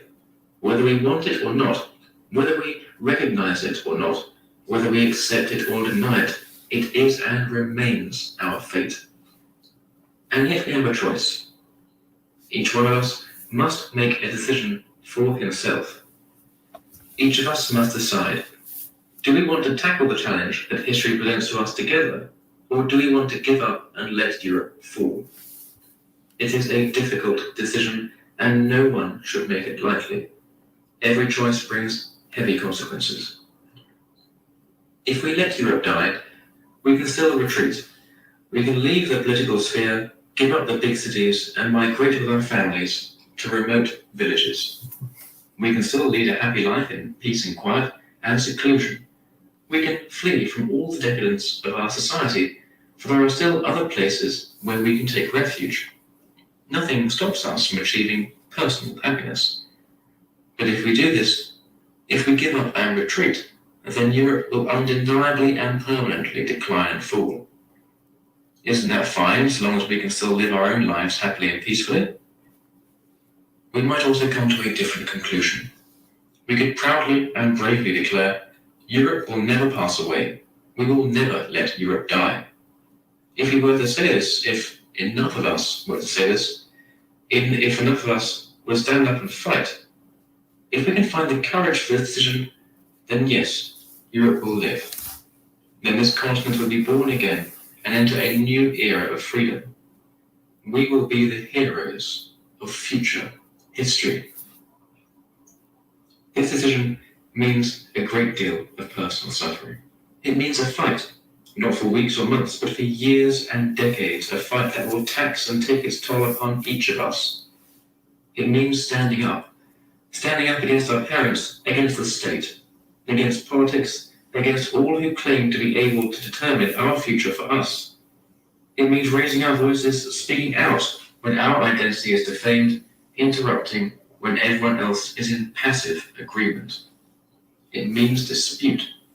It means passionate discussion without ever doubting the justice of our cause. It means conflict. Conflict with our families, our teachers, and professors, and with all whose respect we would actually prefer to win. Think hard about this decision. Once you make it, you can never take it back.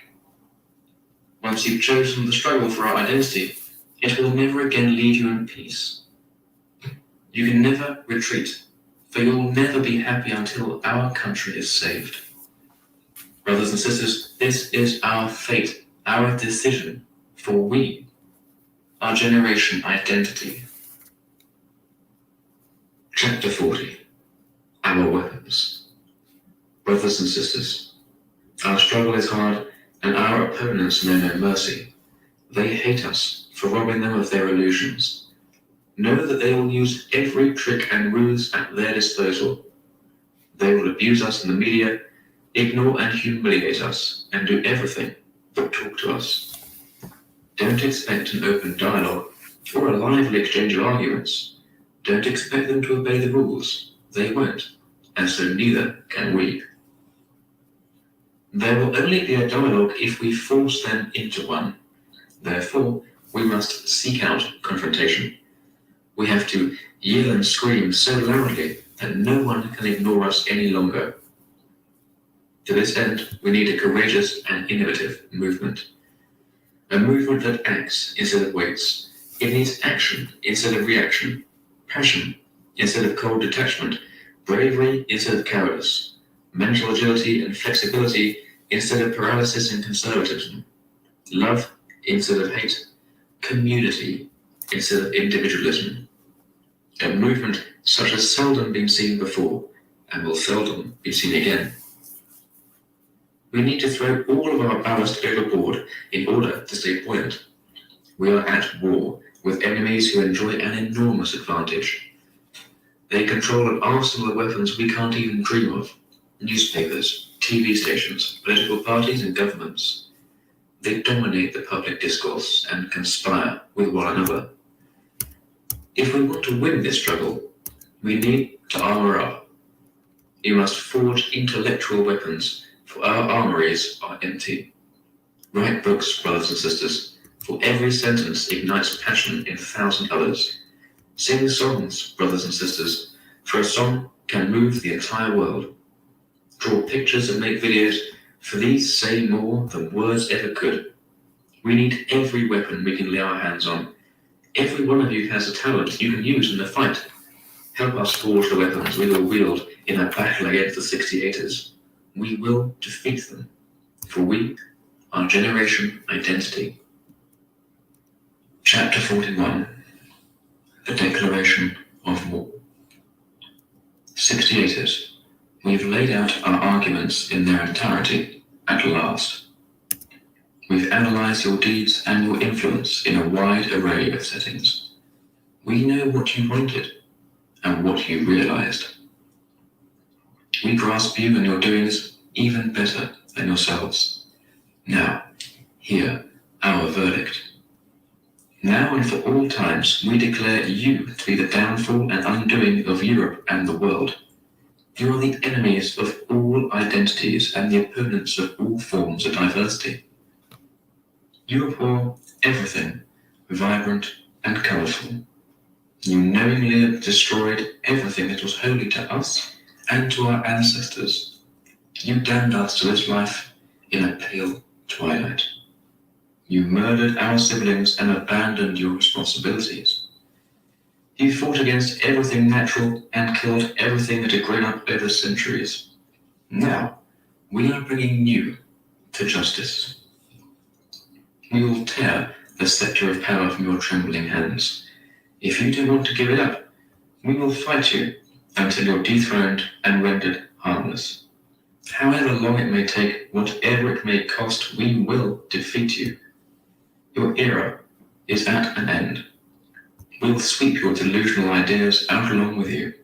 You should know that we will eradicate the power structures you use to dominate us, root and branch. Our patience has reached its end. Don't think of this book as a manifesto. It's a declaration of war. Our war against you. This is the end of this Arctos audiobook recording. To find more books and audiobooks like this, please visit arctos.com. Audible hopes you have enjoyed this program.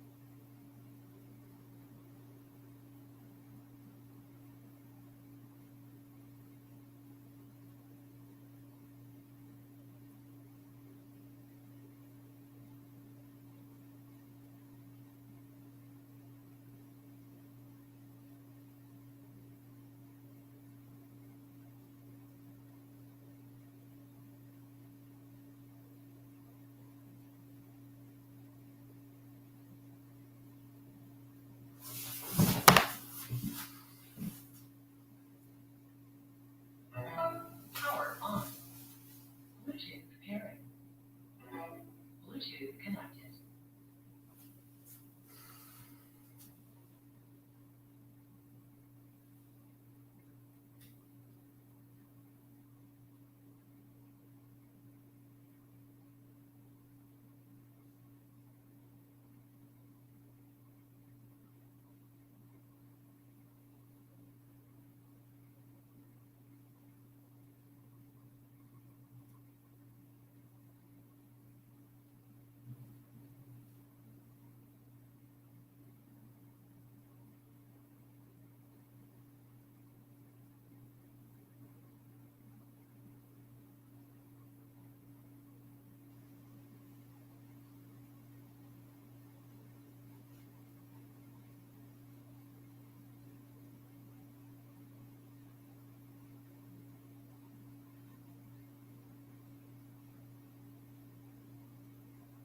Limestone Audio presents The Curmudgeon's Guide to Getting Ahead.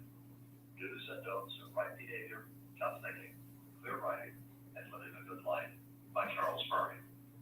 This book is read by Charles Murray. Dedication. To Bennett, Anna, Saruman, and Narissara, who have heard all of this repeatedly.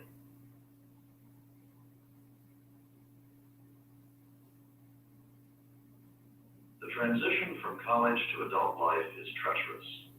It is easy for new graduates to go directly to graduate studies that lock them into careers they will come to regret. Those who go directly to work are often in their first real jobs, not knowing how an office environment operates or how their supervisors are evaluating them. They often are emerging from universities that have ignored what used to be a central theme of university education, thinking about what it means to live a good. I wish I could tell you that this little book will fix all that. But it might help. It began as a lark. Connector Pro. Power off.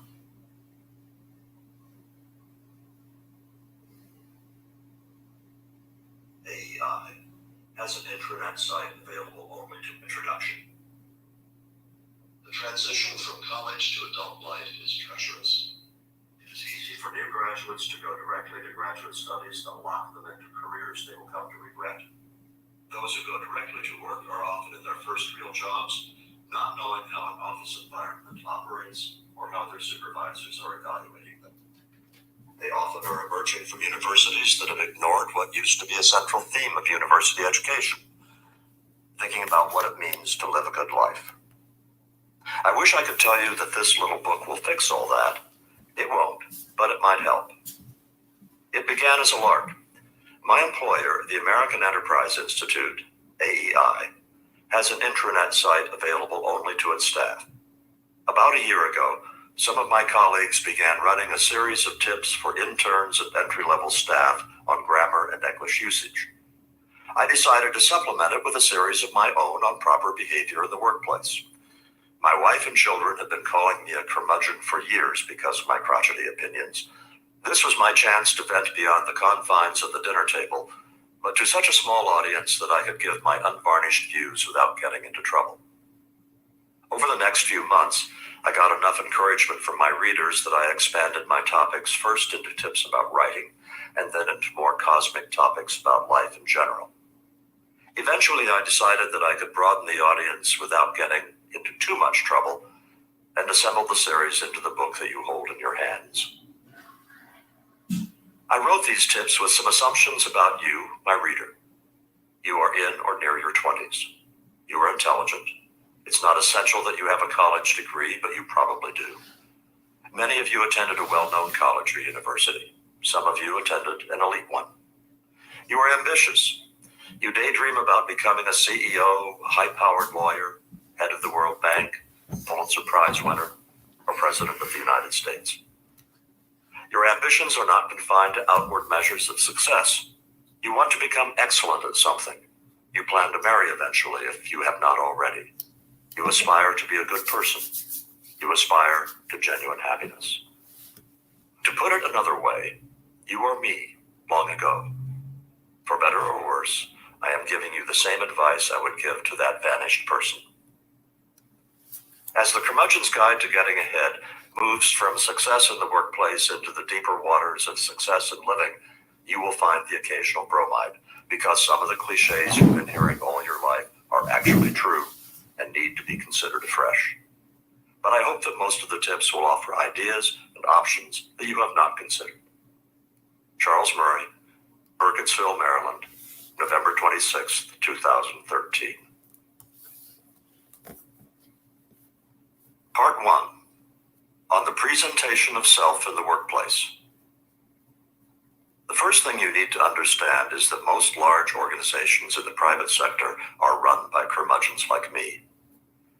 That statement may not be true of organizations in the entertainment or information technology, IT, industries, which are often filled with senior executives who are either young themselves or trying to be.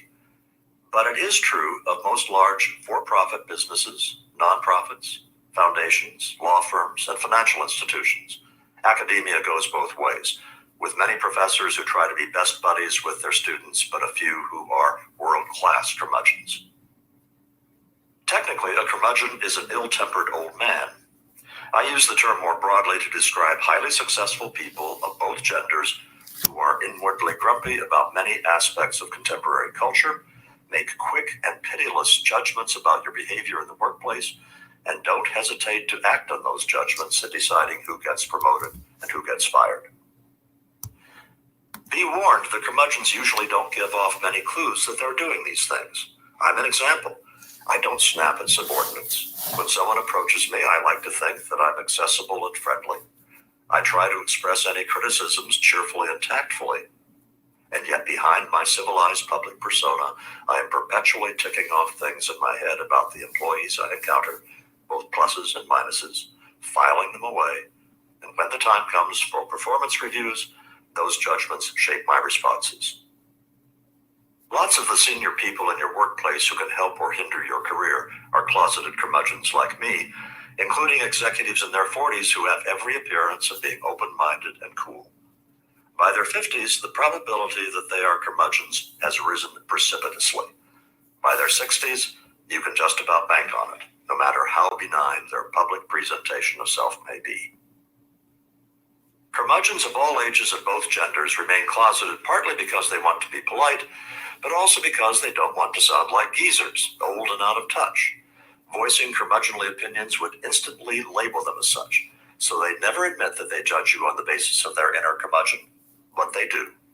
If you want to get ahead, you should avoid doing things that will make them write you off. These tips about how to behave in the workplace range from matters of style to the meat of your work.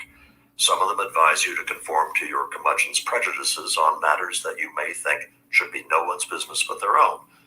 But let's get one thing straight at the outset. Tip number 1, don't suck up.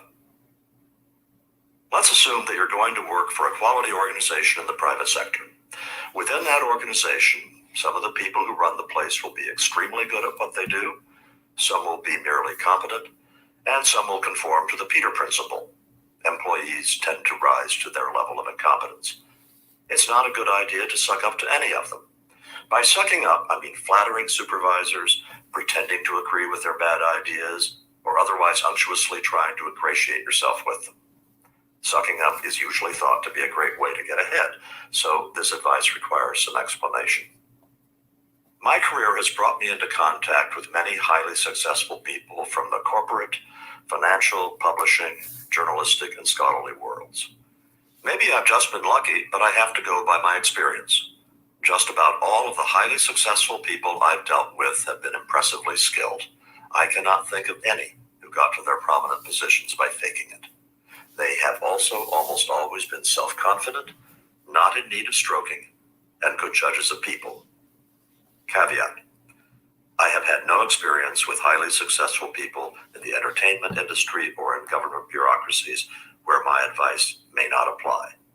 In politics, sucking up is part of the job description.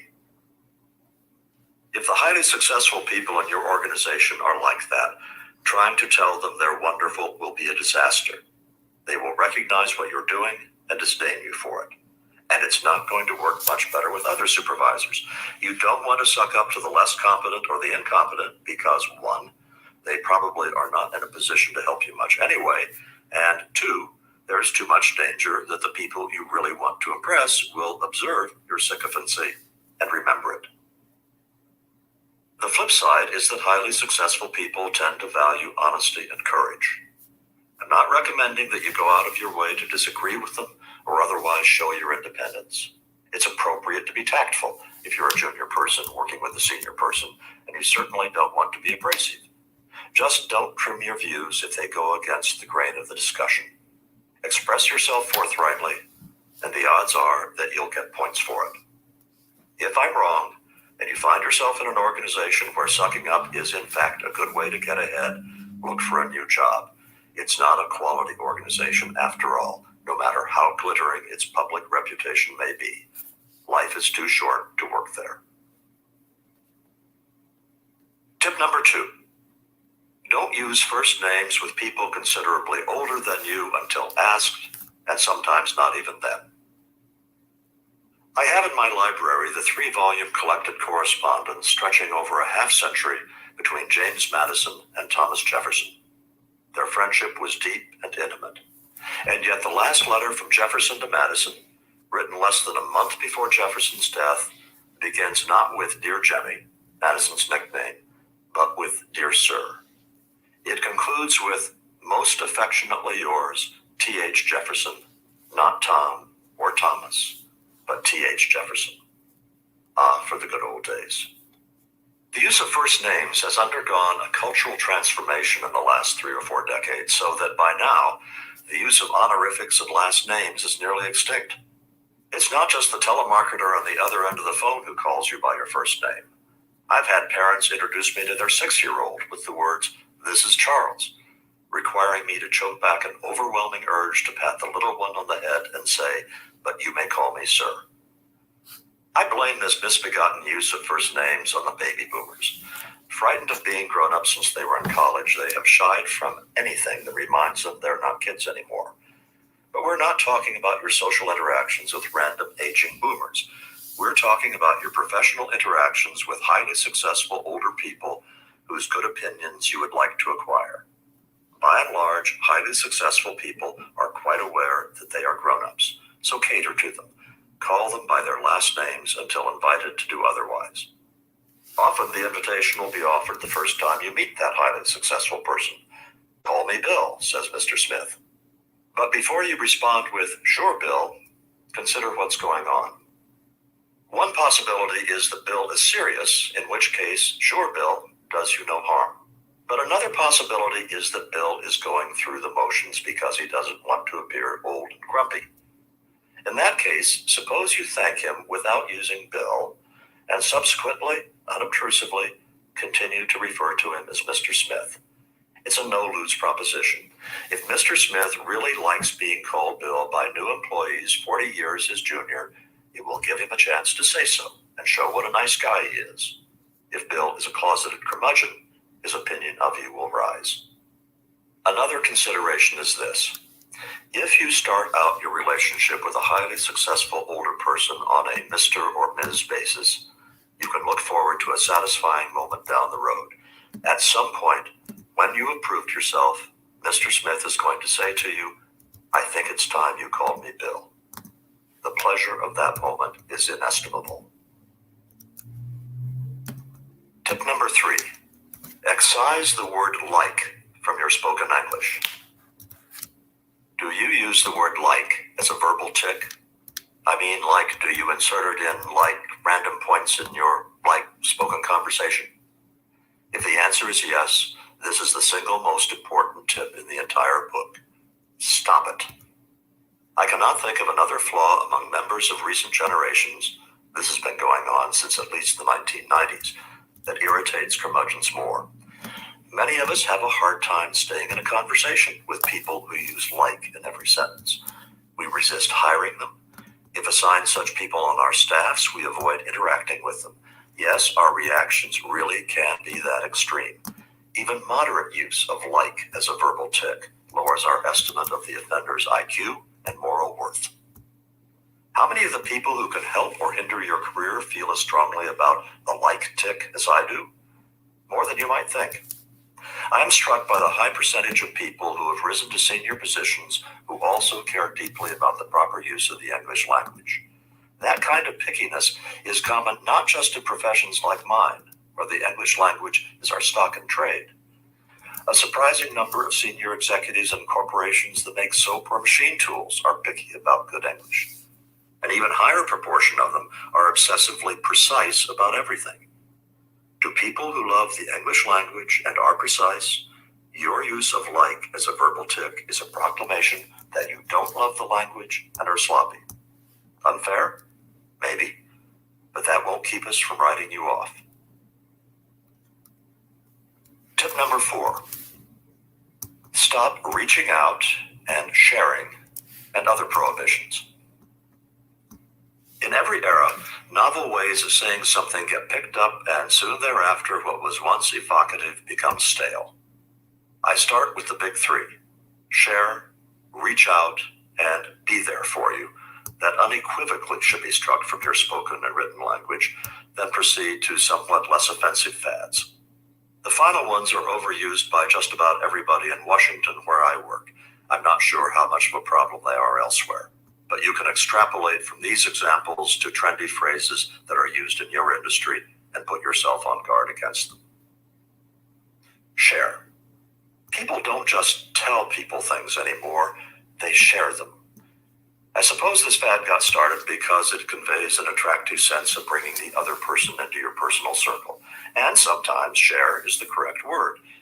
If your coworker has just explained his weird behavior by revealing that he has Tourette's syndrome, that's pretty personal, and it's okay for you to respond with, "Thanks for sharing." But if your coworker tells you that he will be tied up in a meeting for the next hour, the simple "thanks for telling me" is correct, and "thanks for sharing" is sappy. Reach out. If I sense that my coworker is troubled, and so I take him out for a drink after work to give him a chance to confide, I'm reaching out to him. If I just want some company, I'm not reaching out. I'm inviting him to have a drink with me. Reach out is not the same as invite or inquire. Use the right word. Be there for you. I'll be there for you has come to mean I hereby make a meaningless pretend commitment. It's not going to make your friend feel better. If you're serious, be more specific, as in, who do you want me to kill? Or, revolutionary idea, actually being there for your friend, as in saying, sounds to me like you could use some company. I'll be there in 10 minutes. Similarly, thanking someone by saying, Joe has always been there for me, is a wishy-washy way of conveying appreciation. Joe will feel a lot more gratified if you are specific and emphatic. Impact used as a verb. The use of impact as a verb when what you mean is affect has gotten out of hand. The correct meaning of impact as a verb is to come into forcible contact with another object. A collision is involved. The next time you hear someone say that something impacted something, ask yourself if the imagery of one object colliding with another is appropriate. The answer will almost invariably be no.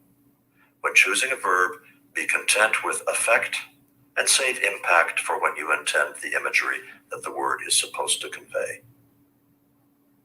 Interface. It means the same thing as interact, except that it is appropriately used to describe connections between machines, not human beings. When you stop to think about it, interface is also a strikingly cold substitution for interact when human beings are involved. Issues. You can have issues with your spouse about your political views, but not about your infidelities. In the latter case, you don't have a position to defend. You can't have issues with alcohol or bipolar disorder. They aren't arguing back. Stop using issues as a euphemism for a problem.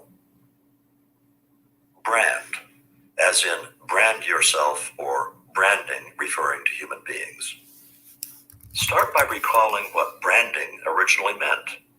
A trademark burned into a product, or in the case of animals, burned into the flesh. Why would you aspire to be labeled and defined so that your subsequent behavior must conform to the brand that you have established? Data mispronounced and used as a singular noun. This is not a fad, but it's important to me, and so I'll include it here.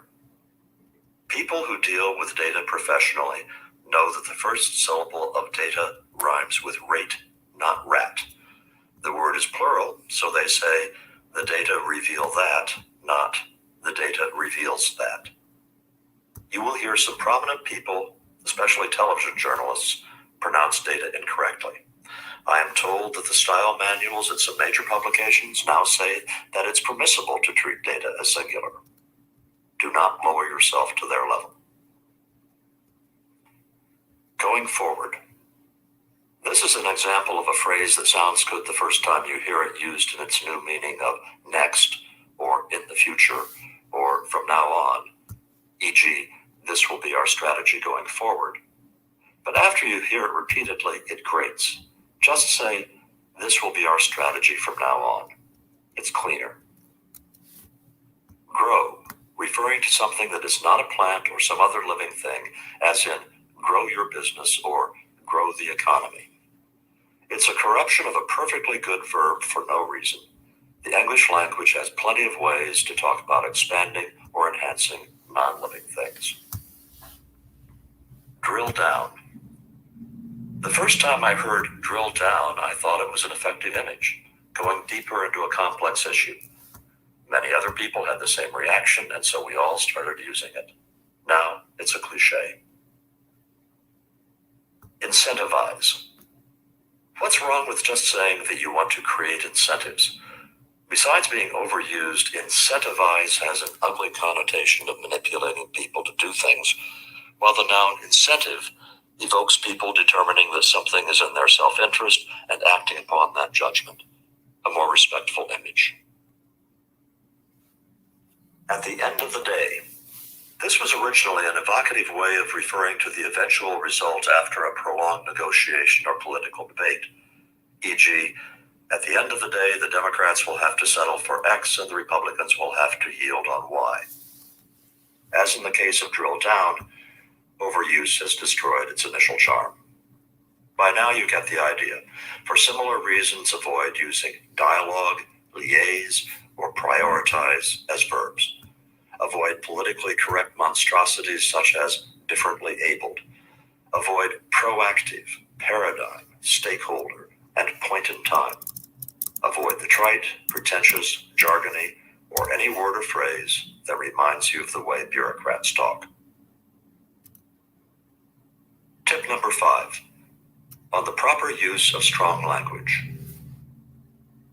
One of the things that curmudgeons have a hard time believing about the 20-something generation is that the F word in all its variants has become for many of them just another word, not much more intense than darn was for my generation. But people who are in a position to know have persuaded me that it has become just another mild expletive among a good many millennials. Even so, my advice is that you never use it around senior executives unless you know for a fact that they use it freely themselves. A friend of mine who runs a large business was recently told that an applicant for an entry-level position had used the F word twice in the job interview. The applicant didn't get the job, but my friend vehemently expressed his regret that he hadn't been personally present to terminate the interview the moment the word first came out of the applicant's mouth. You aren't going to get any points for using it, and you might get the death sentence.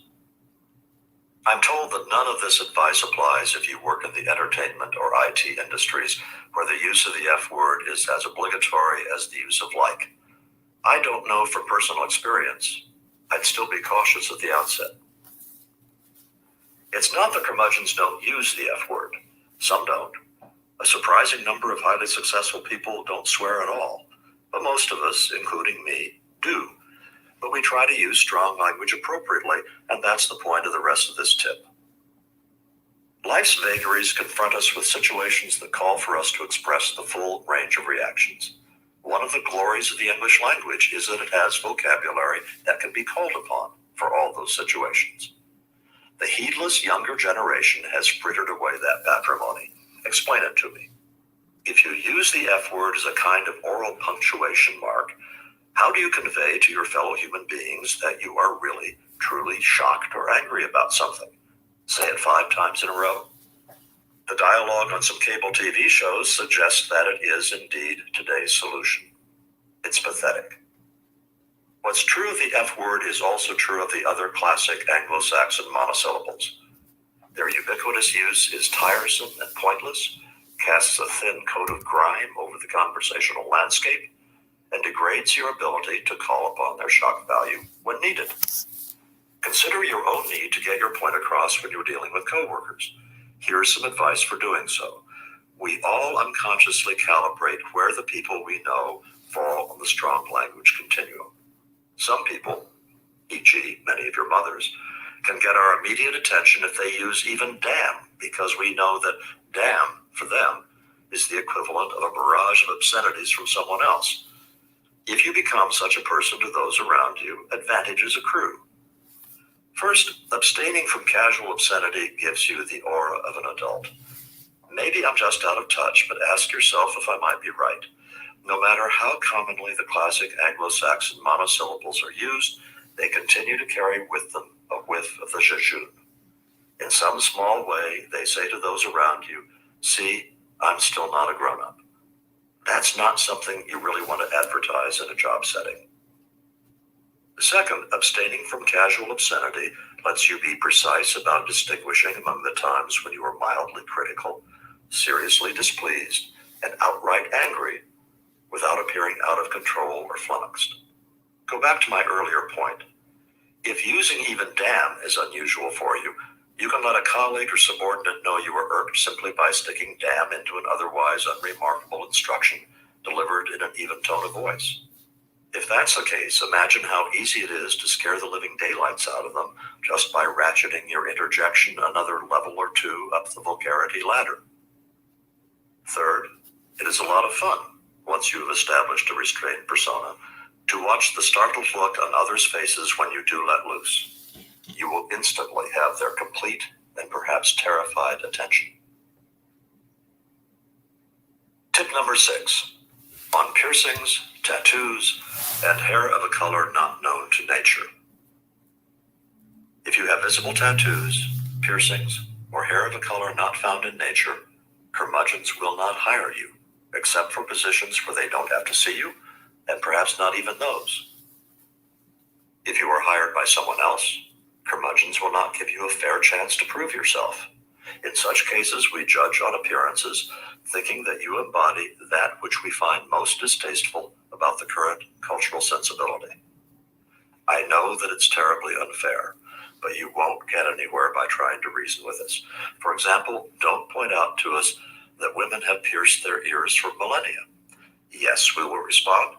Women have pierced their ears to more attractively adorn themselves with earrings. Curmudgeons understand that almost any earring is more attractive, not to mention more comfortable, if it is not clipped to the earlobe. Earlobe piercing is a means to an aesthetic end, not an end in itself. There is no way, in our view, to argue that a pin through an eyebrow is anything but disfigurement. What about earrings on males? Male curmudgeons think that men aren't supposed to be adorned. I'm not sure what female curmudgeons think. So no earrings, guys. Keep the watches utilitarian. Understated cufflinks, if any. No rings except wedding bands. Nothing that sparkles. As for tattoos, it does no good to remind curmudgeons that tattoos have also been around for millennia. Yes, we will agree, tattoos have been common, first among savage tribes, and then more recently among the lowest classes of Western societies. In America, tattoos have until the last few decades been the unambiguous badge of the proletariat or worse, an association still acknowledged in the phrase tramp stamp. And don't try to tell curmudgeons that tattoos have become an art form. In the first place, we think that's like trying to say that paintings of Elvis on dinner plates are an art form. In the second place, any time a curmudgeon sees a tattoo, he is thinking about how it will look when its bearer turns 60. Curmudgeons will cut you some slack if you are a former member of the armed forces with a well-executed tattoo of your unit's insignia. Otherwise, show up with a visible tattoo, and you are toast before you open your mouth. I personally am not as hardcore about hair. Purple, orange, green, or fire engine red hair is not as completely disqualifying to me as piercings or tattoos. Other curmudgeons may feel more strongly, but it's the difference between starting out with only 2 strikes against you as opposed to 3. Why make life tough on yourself? Tip number 7, negotiating the minefield of contemporary office dress. Some of you work for organizations that have a clearly understood dress code. If that's the case, you may skip this tip. But many organizations haven't spelled out a dress code, and you, as a new employee, are in the dark. In the old days, it was simple. Certain kinds of attire were suitable for office wear. Everyone had a good idea what that meant, and the senior people in the office were openly affronted when someone violated the unwritten code. A few decades ago, I had dashed into the office just to pick up something and leave.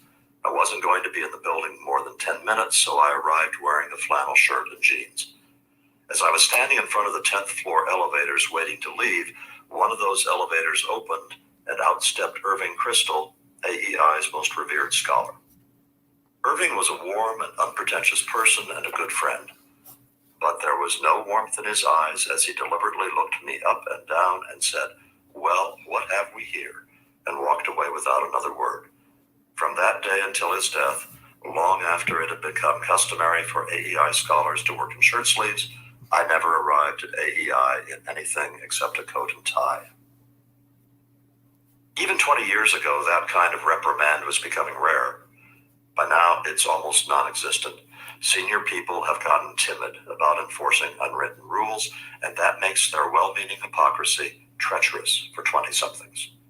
In an age of sexual harassment complaints, it is objectively foolhardy for a male supervisor to comment on a female employee's dress. But the reluctance runs deeper than that, and it affects both male and female supervisors.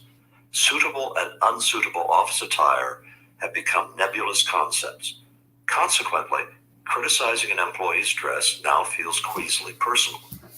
But that's where the hypocrisy comes in. Most curmudgeons are unwilling to say anything to you, but the way you dress can nonetheless make them decide you are a non-serious person and lose interest in you. Do not take your cue from the way your peers dress. They may be oblivious to the subtleties of an unwritten dress code. Until you are sure you understand what the expectations are, follow the lead of senior people in your gender regarding dress, and supplement those choices with good grooming. Hair not still straggly damp from the shower, shirt tail tucked in, underwear hidden, that sort of thing. And always be aware that what passes for good grooming and fashion among people in their 20s can still make you look like a slob to people in their 50s. Tip number 8. Office emails are not texts to friends. Proper email and text etiquette is still evolving, and the last people you should ask for advice are people my age. David Shipley and Will Schwalb co-authored a book on proper emailing practices titled Send that I recommend as a sort of Fowler's for cyberspace. But emails to curmudgeons are a special case. Curmudgeons grew up with memoranda and snail mail correspondence, and old habits die hard. A few simple precautions will keep you safe from disapproval. For salutations, start formal and work down. If it's your first email exchange, you can't go wrong with using Dear Blank. If the response comes back, Hi Blank, feel free to use hi from then on. While I'm on the subject of salutations, should there be any salutation at all? FWIW, here are my own guidelines. If my correspondent is a close associate with whom I exchange emails almost daily, I usually omit a salutation and don't expect a salutation reply. If I am emailing someone less close, and the email is the first in an exchange, I use a salutation, generally, Hi Blank, unless I sense that my correspondent might prefer Dear Blank.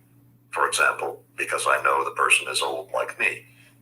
I omit a salutation in subsequent emails that follow closely upon one another. Some acronyms are okay, but cute spelling abbreviations aren't. Some curmudgeons use acronyms, see FWIW above, and you should feel free to respond in kind. But be careful. Curmudgeons tend to think they are up to speed when they really aren't, and you can easily throw in an acronym that baffles them. Spelling abbreviations are another matter. Even young employees have told me that they are put off by you spelled as you, or you're spelled as you are, and for using the numeral 4, and the like. So eschew spelling abbreviations that aren't Latin. E.g., E.g. is okay. Correct syntax and punctuation. When texting friends on my smartphone, I am likely to omit an apostrophe rather than going through the extra clicks necessary to insert it, and I am often casual about syntax. Office emails written on a computer call for a higher standard. For emails that are more than a few lines long, follow 2 simple routines. 1. Ask yourself if you would use the same syntax and punctuation if the email were being typed and you had to put your signature on it. And 2, always proofread your email before you hit send. Spell check is helpful but not foolproof, and grammar checkers are even more fallible. Acknowledge receipt. Things get lost in cyberspace. Emails scroll off the screen and are forgotten. So if you get an email that contains an instruction or a notification, make sure you let the sender know right away that you got it. My standard response in such cases is a one-word reply, Roger. When someone complies with a request and sends me an email informing me, I reply with a one-word, thanks, to let them know I got it. Tip number 9. What to do if you have a bad boss. Let's reverse the usual topic of these tips, how your supervisor is assessing you, and assess whether you should put up with your boss. You've been working at your new job for 6 months, let's say, and you're so unhappy with your supervisor that you're considering quitting. Here's what you need to think through. Exactly what is bothering you. There is one immediate deal breaker. The boss asks you to do things that you believe to be unethical or otherwise morally wrong. In that case, you should be prepared to quit. Before you actually take that step, however, go to some other senior person in the organization whom you respect and tell that person your story. If the result satisfies you, fine. If effective action isn't taken, quit. When you're in your 20s and you don't have a family to support, there's no reason to compromise your integrity to keep a job. The perfect solution to the he or she problem. I just used he in the preceding paragraph instead of he or she, and I will continue to do so throughout the rest of the book. Here's why. The feminist revolution has tied writers into knots when it comes to the third-person singular pronoun. Using the masculine pronoun as the default has been prescribed.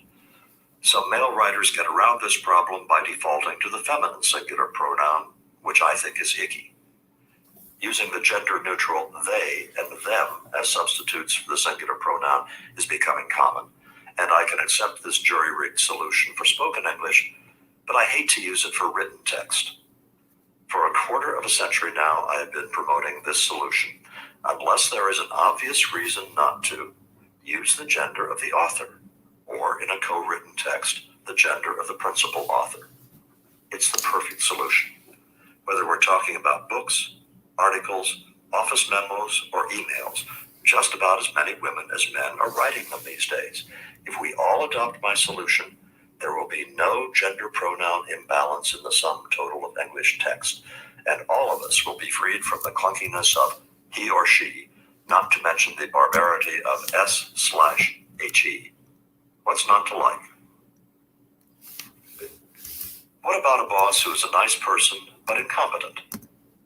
The incompetence might take many forms. Perhaps your boss is a lousy manager, giving contradictory instructions, failing to check whether his instructions have been carried out, and unable to meet deadlines. Perhaps he makes factual or computational errors in the products he turns out. Perhaps he misunderstands the instructions given to him from above and sends you off on a task that you know his supervisors didn't have in mind. Whatever the specifics, it's quite clear. Your boss doesn't know what he's doing. You have to ask how much his incompetence is holding you back. If you are trying to acquire a specific skill set, the answer may be a lot. If you want to improve your craft as an editor in a publishing house, for example, it's important that you work under someone who's a terrific editor. The less specific the skill set, the more likely that you aren't losing much because of the boss's incompetence. You can learn a lot about good management by working under someone who's a bad manager. Sometimes, incompetent people delegate so much work to their subordinates that you find yourself given meatier tasks than you would get from a more competent supervisor. Unless you need a boss from whom you can learn specific technical skills, you might as well stay on the job, though you might want to quietly test your alternatives in the local job market. What about the boss who is a jerk? It depends on what kind of jerk he is. Let's start with the most notorious kind of office jerk, the sexist male who makes life miserable for his female colleagues or subordinates. I don't want to minimize how trying and even frightening it can be to deal with such a situation if you are a young woman new to the workplace and the jerk is a much older senior employee. But if you find yourself in such a situation, remember two things.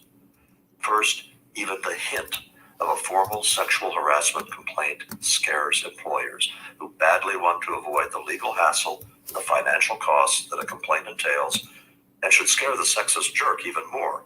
His job can easily be in jeopardy. Second, you shouldn't assume you have to do battle all by yourself. Every office I've ever worked in has had sagacious women who would have been wonderful counselors and advocates for a young female employee who's being harassed. And let me put in a word for male curmudgeons. Most of us see ourselves as gentlemen. You don't have to approve of our antediluvian mindset, but there's something to be said for having a senior male in authority who detests men who maltreat women or take advantage of underlings. You can come talk to us too. The same generic advice applies if you are black and have a racist boss, or you are gay and have a homophobic boss. You have legal options for responding, but they aren't your only options. Don't underestimate the decency of the other people in your workplace, including the curmudgeons. Next, we come to jerks who are merely unpleasant. They are crude, controlling, ill-tempered, or otherwise offensive. How you react depends on how good they are professionally. When they are very good at doing something that you want to become good at, I'd stay in the job. The best of all possible ways to improve your skills is to be around such a person. The woman who inspired The Devil Wears Prada might have been a terrific pain to work for, but she apparently knew her stuff better than just about anybody in her business, and working as her assistant was probably an invaluable experience. The less spectacularly talented your boss is, the less reason you have to stay. But in all cases, when you have problems in your interactions with your boss, there is one more question you have to ask yourself. To what extent is your boss at fault, and to what extent are you a neophyte about supervisor-subordinate relationships?